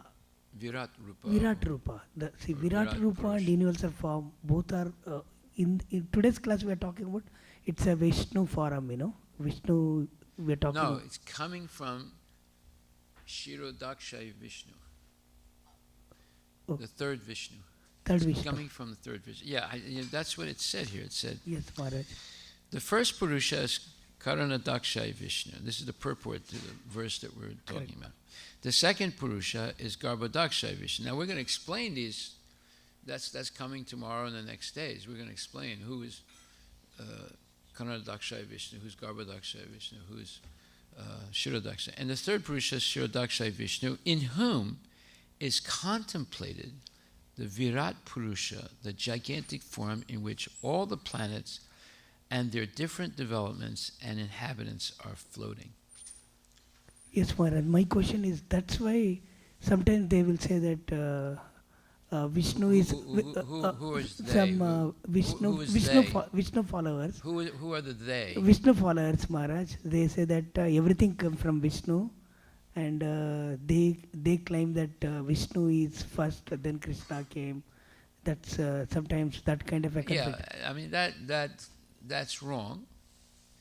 it is true that everything comes from Vishnu in the material world, Okay. right?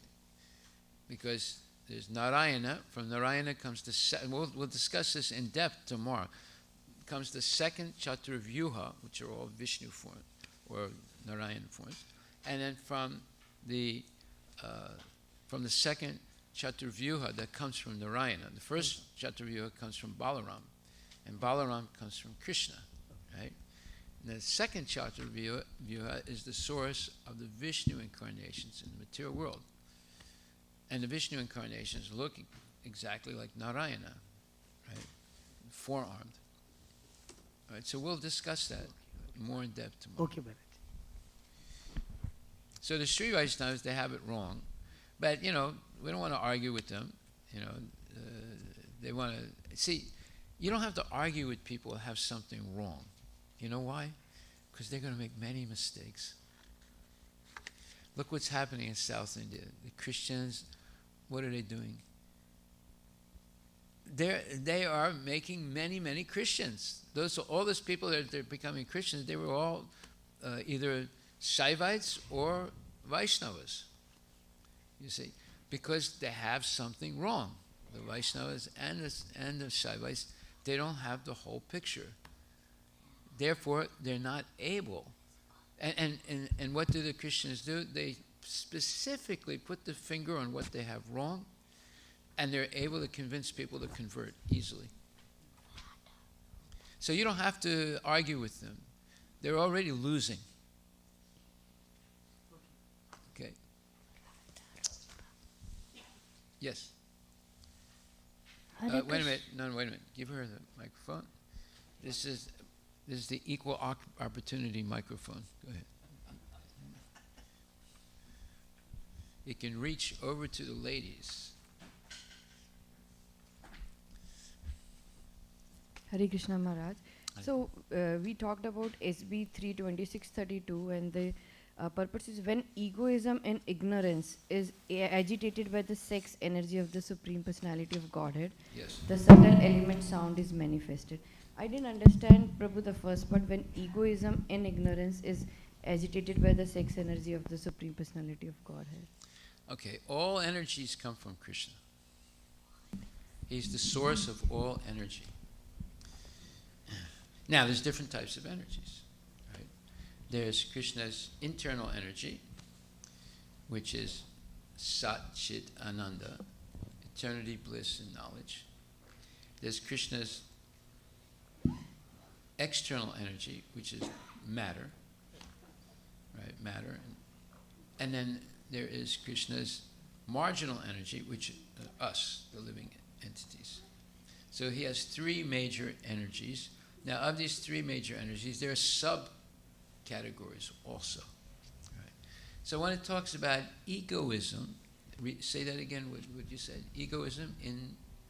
Ignorance. When egoism and ignorance. Egoism and ignorance is what I said. Agitated by the... One second. Egoism and ignorance is tamasa buddhi. It's knowledge and ignorance. So what the scientists are doing, and the speculators, they're teaching knowledge and ignorance. Like they teach you about, cars and cell phones and rockets and bombs and vitamins and this thing and that thing. This is all knowledge and ignorance. You don't need any of those things, right? But you think you need them, therefore you're buying them, right? Okay, now knowledge, and so this egoism in, go ahead. Ignorance is agitated by the sex energy of the Supreme Personality of Godhead. Yes. Now, when it says sex energy, there is sex in the spiritual world and there is sex in the material world. But everything in the material world is a perverted reflection of what's in the spiritual world. In other words, if you look at this window right now, you see the lights here. Do you see the lights outside the window? That's an illusion. There are no lights out there, you see. So that's called a reflection in darkness. And not only is it a reflection in darkness, not only the material world is a reflection in darkness, we see a perverted reflection in darkness. We see it upside down. We don't actually see anything real, right? So that's what we're seeing in the material world, and therefore everything we do is based on sound that is tamasa buddhi, intelligence in ignorance. Okay? Now, the energy for anything you do, you need energy, like your cell phone. If you take out the battery and throw it away, it doesn't work. Although the cell phone is there, but you don't have any energy.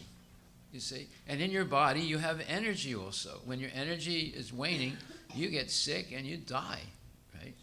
So that the source of that energy is the heart. And what's in the heart? Paramatma and Jivatma. That's where the energy is coming for your body, right?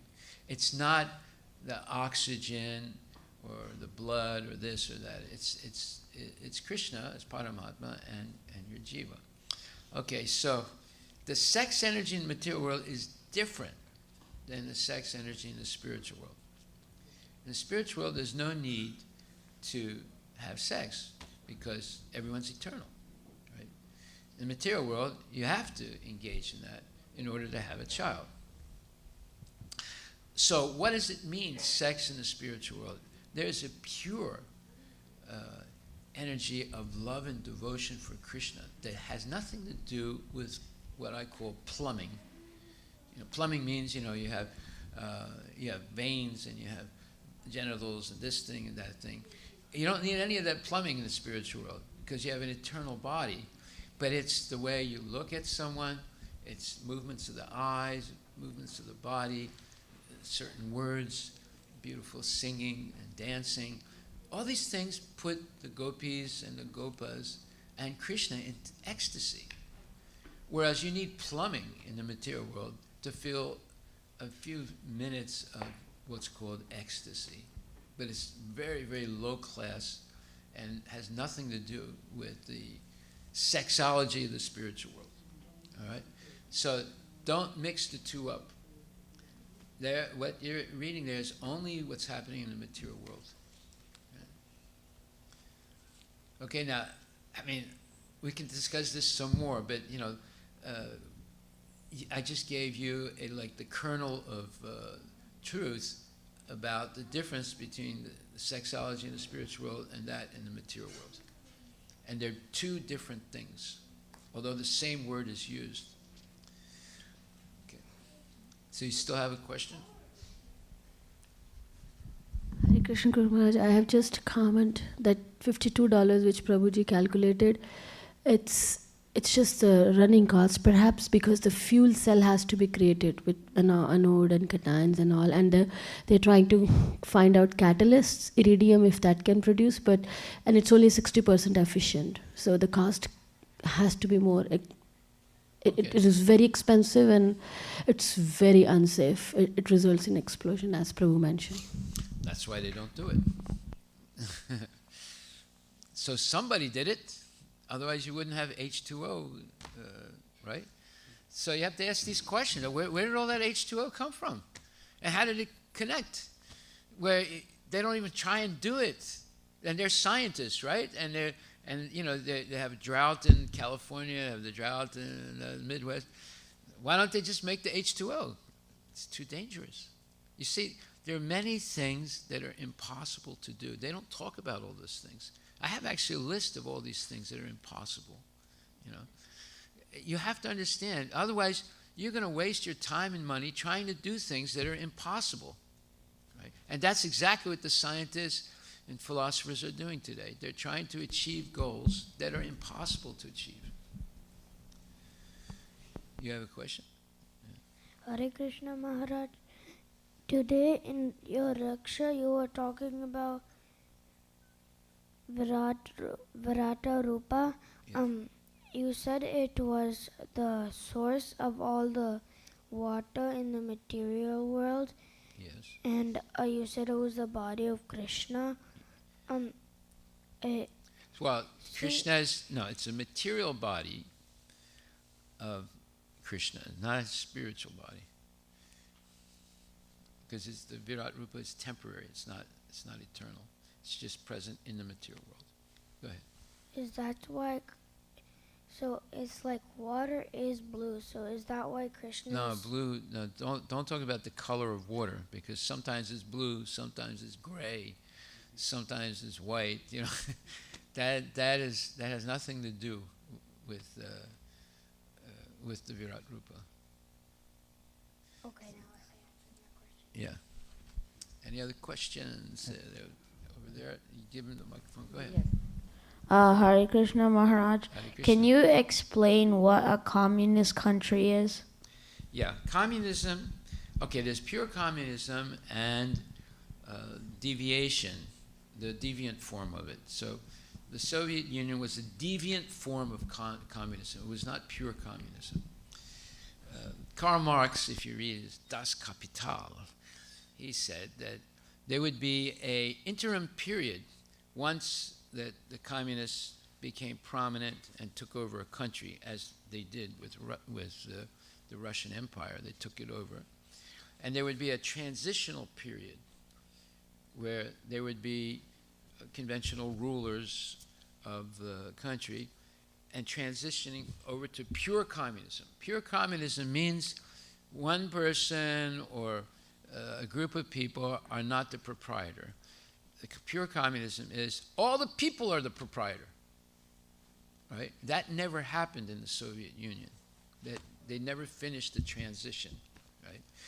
There are very few examples of pure communism. Communism means that all proprietorship is shared by all the people. That's pure communism. And everyone gets what they need, and everyone whether they work or they don't work, everyone gets what they need. That is pure communism. Right? So it is one type of economic model. Now you have communism, you have capitalism, you have socialism, you have also the fascism, you have kings and nobles. So those are all different types of economic organization of society. Each one of those is wrong. Therefore, people that live in any of those societies where the basic, let's say, social structure is based on a concept of economy or a concept of how to govern, they all fail because they're wrong. The only system that's right is when Krishna is the owner and Krishna is the, let's say, proprietor. So these different types of proprietorships, whether it's communism, capitalism, socialism, fascism, although also there's anarchism. And that's another way of organizing a society. Nobody is the owner, right? It's called anarchy, right? These are all false concepts of proprietorship, and therefore anyone that lives in any one of those types of a society, they're never happy. They never reach any fulfillment. Right? Okay?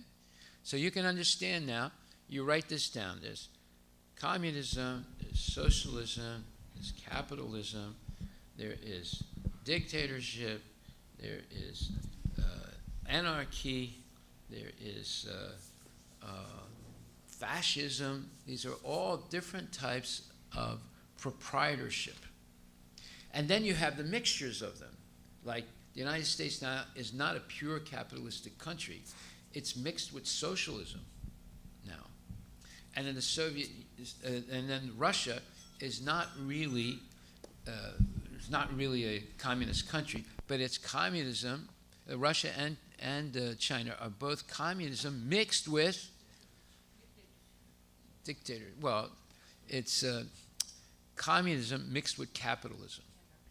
Yeah, you see, they changed because their system failed trying to become communist, so they mix it now. So there are a lot of mixtures of these, what you would call proprietorship concepts. Right?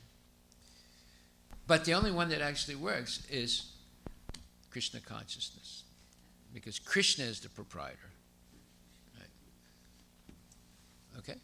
Thank you. Any other questions? Yes.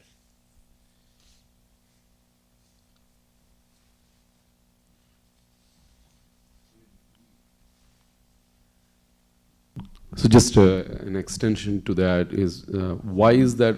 Because just for the benefit of everybody, maybe a simple explanation on why, when Krishna is the only at the center, Krishna is the proprietor. as a proprietor, why is that such a society is eternally happy? Maybe you can, because I think I just want to make sure that Because when Krishna is the center, you have concentric circles of interest. Now, what's concentric circle? There's a little circle here. There's a little bigger circle around that one. There's another bigger circle around that one. There's another bigger circle around that one. So they all have the same focal point, Krishna. When you have these other systems, you have intersecting circles of interest. And the intersection means there's going to be a fight. That's what you have now. You have Facebook. You have no, not TikTok. Keep TikTok out of it. TikTok is TikTok nonsense, right? You have Amazon, and you have Microsoft. They all have different circles of interest, and then they have intersections, and they're fighting. They want to destroy each other. Right? So you can never have peace when there are intersecting circles of interest. You can only have peace if there's concentric circles with one focal point. Okay? So that one focal point should be Krishna, not Karl Marx, not Stalin, not Crazy Joe, not Putin, not Zelensky. It's got to be Krishna. Then you have concentric circles of interest. There's no intersection. There's no fighting. Everybody cooperates to please Krishna. Now, if you please Krishna, I'm happy also, because that's my goal too. Or if I please Krishna, you're happy also, because that's your goal also. So there's no fight, right? So that's when Krishna is the proprietor.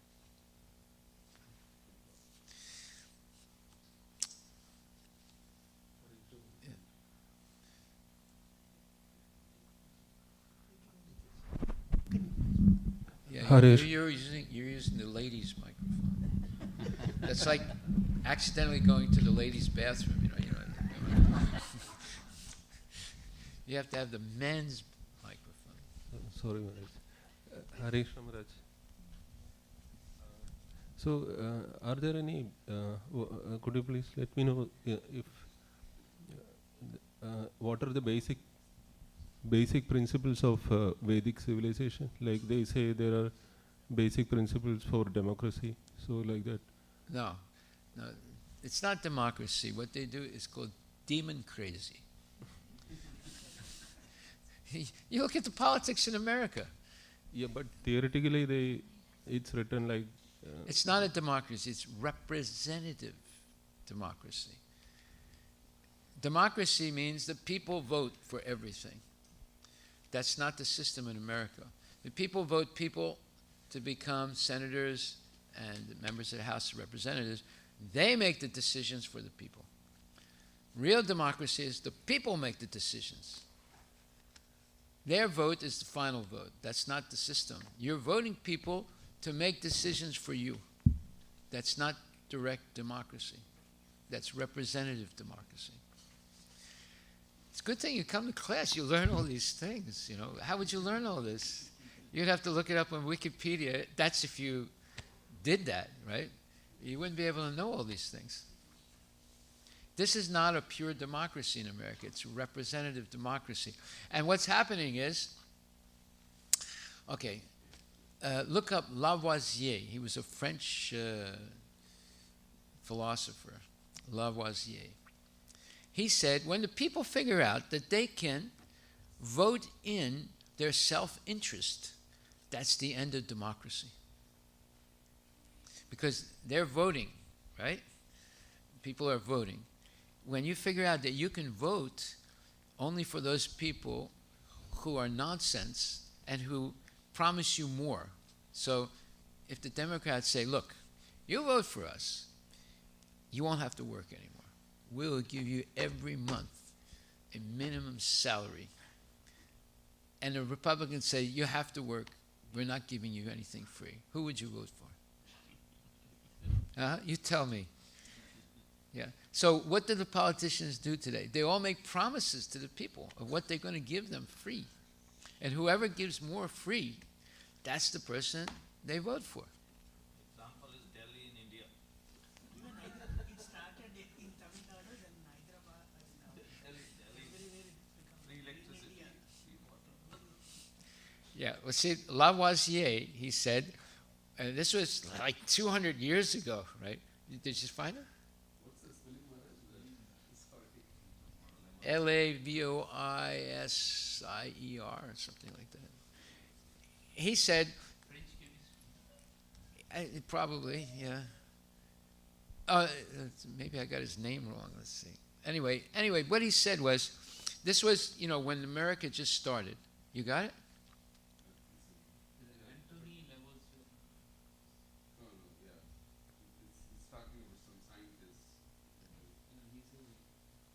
Okay, let me just say what he'd said. This is like in 1810, 1820, when the United States just started, right? He said, when the people figure out that they can vote in their interest, then capitalism will fail. And that's exactly what's happening today. And it's happening in India also.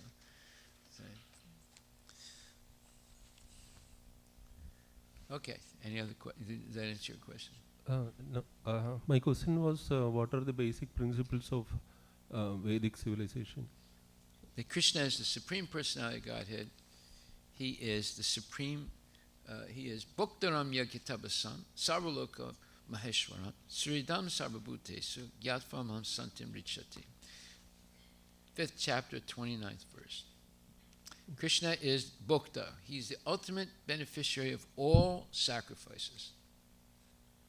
That means when you do some sacrifice for one of the devas, but actually it's meant for Krishna. You're doing it without proper knowledge, but it's actually meant for Krishna. And the devas, they cannot give you anything unless Krishna gives them first. You see? So, therefore, there's no reason to worship the devas, because you can worship Krishna directly, because he's the one that's giving them things to give away. Okay, Bhaktaram Yakitabasam. Sarvaloka Maheshwara, he is the owner of everything in the whole universe. And then Sarvaloka Maheshwara. Suridam Sarvabhutanam, he's the person most closest to you, and he's the best friend you could ever have. Because he's in your heart, that's Paramatma. Your whole life depends on him. Right? Everything in the universe is working because of him. Everything in your body is working because of him. So he's your best friend. Gyattvamam santin richati. If you know this, then you will have real peace in your life. That's the basis of Krishna consciousness. That one verse, 529, Bhagavad Gita. You look it up.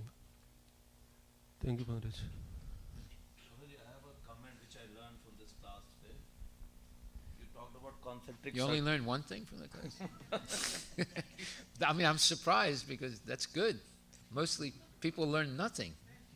Good. So you talked about concentric circle. That is so true in the family as well. Yes. If we all work towards one goal, everyone is happy. No, that one goal is you have to follow your grandfather. Yeah.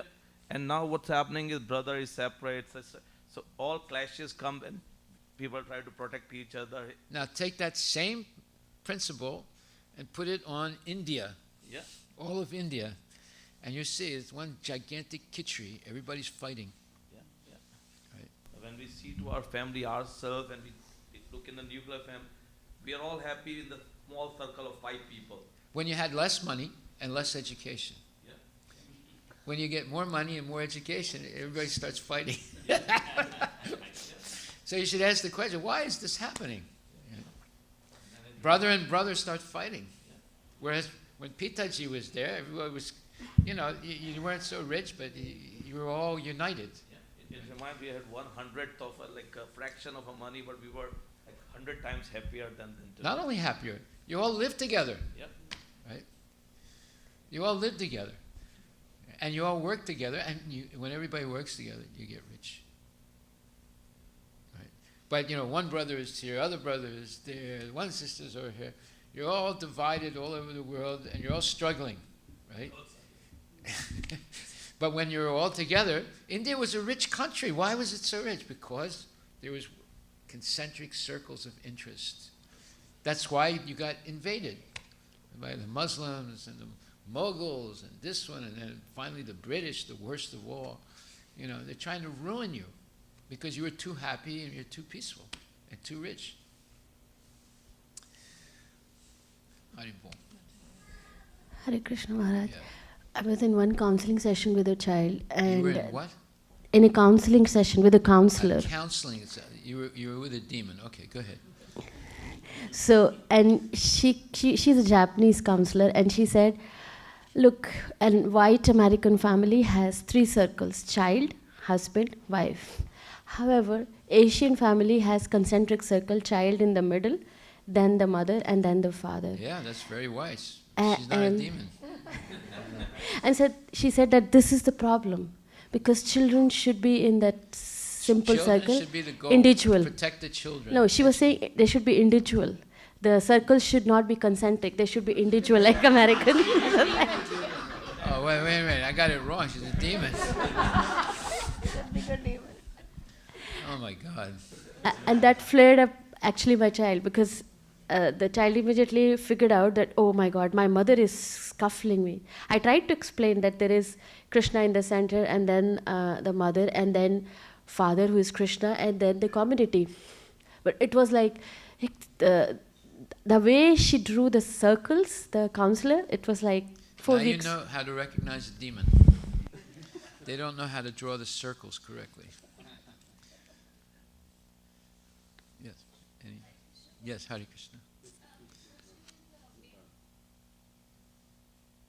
My question is a basic and out of box little bit.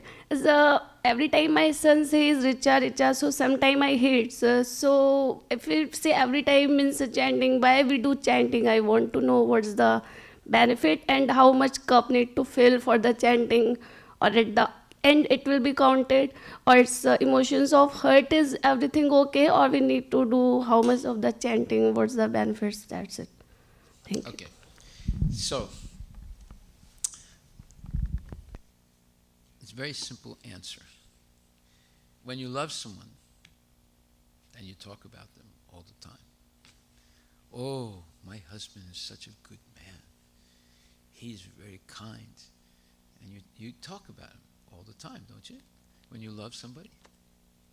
Just like some people love Modi. They talk about him all the time. Some people like Kanye West. Right? They talk about him all the time. So if you have no love, then you don't talk about that person. So chanting Hare Krishna all the time means you love Krishna. So if you have no love for Krishna, then so why would you chant his name? You're not going to chant his name. So everything depends on how much you love Krishna. If you want to leave this world, you have to love Krishna. By the way, it's very interesting. The Pope that just died, the ex-Pope that just died, you know what his last words were? Did you read? There was this nurse. She was with him 3 o'clock in the morning, which was the last time he spoke. And he said in Italian, he said, I love Jesus. And that's the last thing he said. Right? And so that's the point. Who do you love?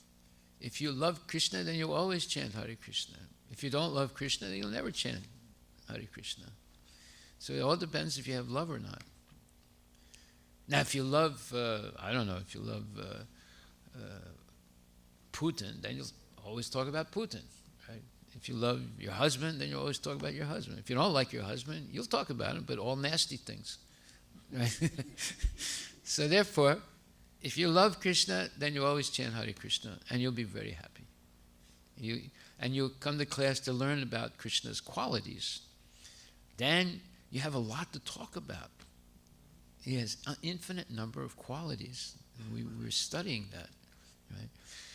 And you have something to talk about with your kids also. If you know what Krishna's qualities are, what his vibhuti is, what his preference is, where food is, all these things, you have something to talk about all the time. Right? So this was the original culture of India. Either they were talking about Lord Ramachandra or they were talking about Krishna. See? And Lord Ramachandra is Krishna also. So this was the culture. They would talk about Ramayana all the time. They didn't care about all these other subjects, right? They were happy. They lived together, they worked together, and they prayed together. They were happy. Right? Now they're fighting, according to you, right? That wasn't there before. Right? So now, what did people say yesterday? A lot of people said, well, somehow or other, there's a community here, and we're very happy being in this community. That is the secret for happiness, to have a community of people that work cooperatively. That's what's in the spiritual world. There's a huge number of people working cooperatively in the spiritual world to please Krishna. And they're all happy. So this is a microcosm of this, is a very small little example of how you can actually be happy by living in a community where people have the same focal point, Krishna, to please Krishna. That's why the deity is here. So we come and we serve the deity. And according to Indian law, in India, the deity is the owner of the temple, not the managers. They're not the owner. The deity is the owner, right? You can go to jail in India if you try and cheat the deity. Right? So that's the principle here also. Radha Nilamadhava is the owner. I'm not the owner. Radha Nilamadhava is the owner. And if we act like that, then there's harmony. Right? Okay, we'll stop there. Thank you very much. All glories to Srila Prabhupada ki jai.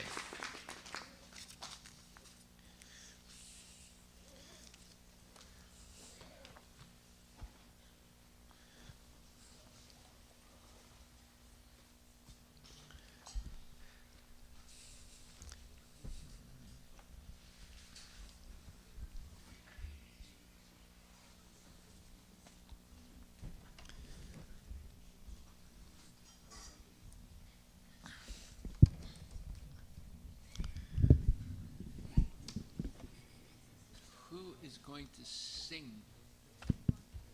Who wants to sing? You always sing. Prabhu, you're going to get plenty of chances tomorrow. Starting tomorrow, you can sing every day. Yeah.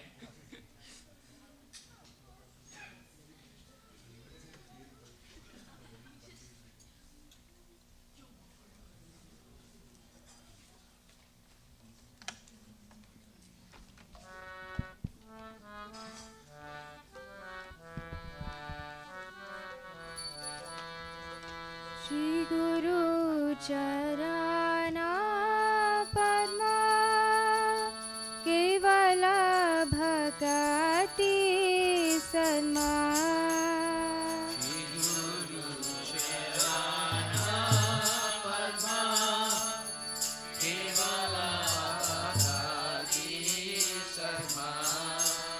Mandamoi Savadhana Mate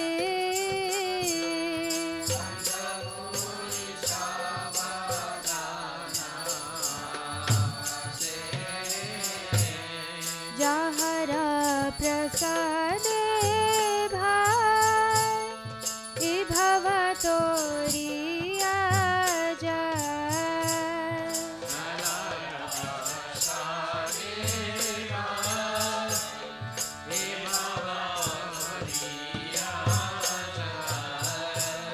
Krishna प्राप्ति हो जहाँ होते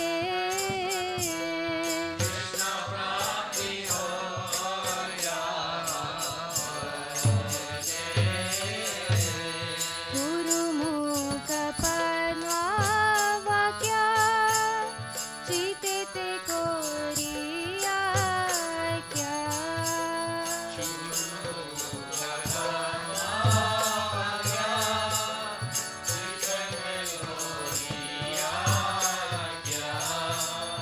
अरना कोरी हो माने आशा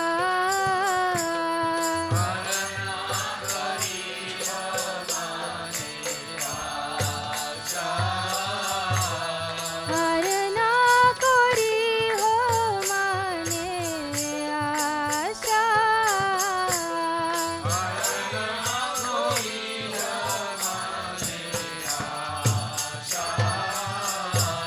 श्री गुरु चराने रखी ऐसे उतामा गति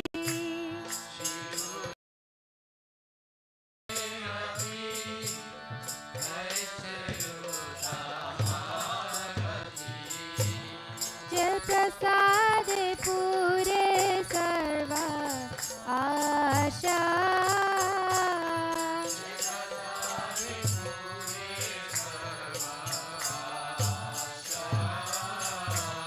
जय प्रसाद पूरे सर्वा आशा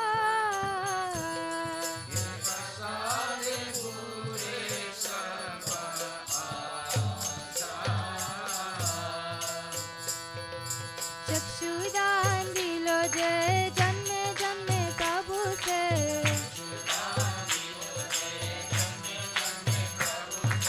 चक्षुदान दिलो जय जन्मे जन्मे प्रभु से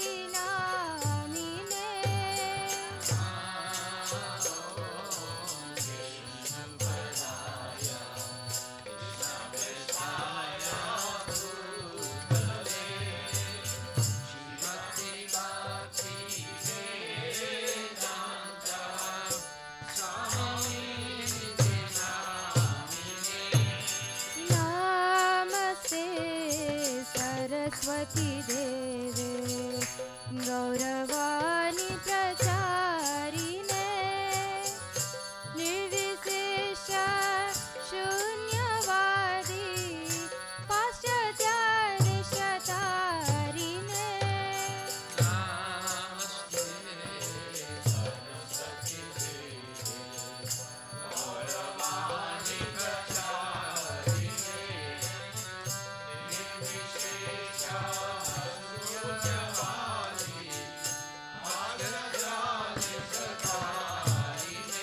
जय श्री कृष्ण चैतन्य प्रभु नित्यानंदा श्री अद्वैत गदाधर शिवासादि गौर भक्तवृंदा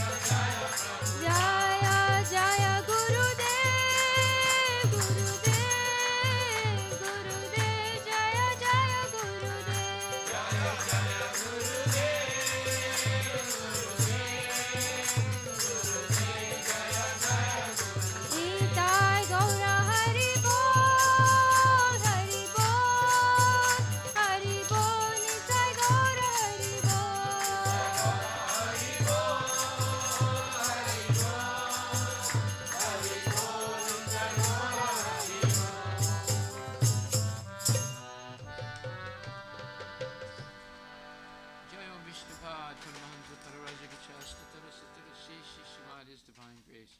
A.C. Bhaktivedanta Goswami Maharaj, Srila Prabhupada Ki Jai, Anatakoti Vaishnava Vrinda Ki Jai, Namacharya Haridas Thakur Ki Jai, Prem Sikaho Shri Krishna Chaitanya Prabhu Nityananda Sri Advaita Gadadhar Shivasati Gaur Bhaktivinoda Ki Jai, Shri Shri Radha Krishna Govapinath Sam Kunda Radha Kunda Kiri Govardhan Ki Jai, Shri Vrindavan Dham Ki Jai, Shri Manipuri Dham Ki Jai, Jagannath Puri Dham Ki Jai, Tulasi Devi Ki Jai, Bhakti Devi Ki Jai, Ganga Maya Ki Jai, Jamuna Maya Ki Jai, Samaveda Bhaktivinoda Ki Jai, Nitai Gaura Prema. All glories to the Samaveda. All glories to the Samaveda. All glories to the Samaveda. All glories to Shri Guru and Shri Guru. All glories to Srila Prabhupada. Patita Pavane Ki Jai. Namah Om Vishnu.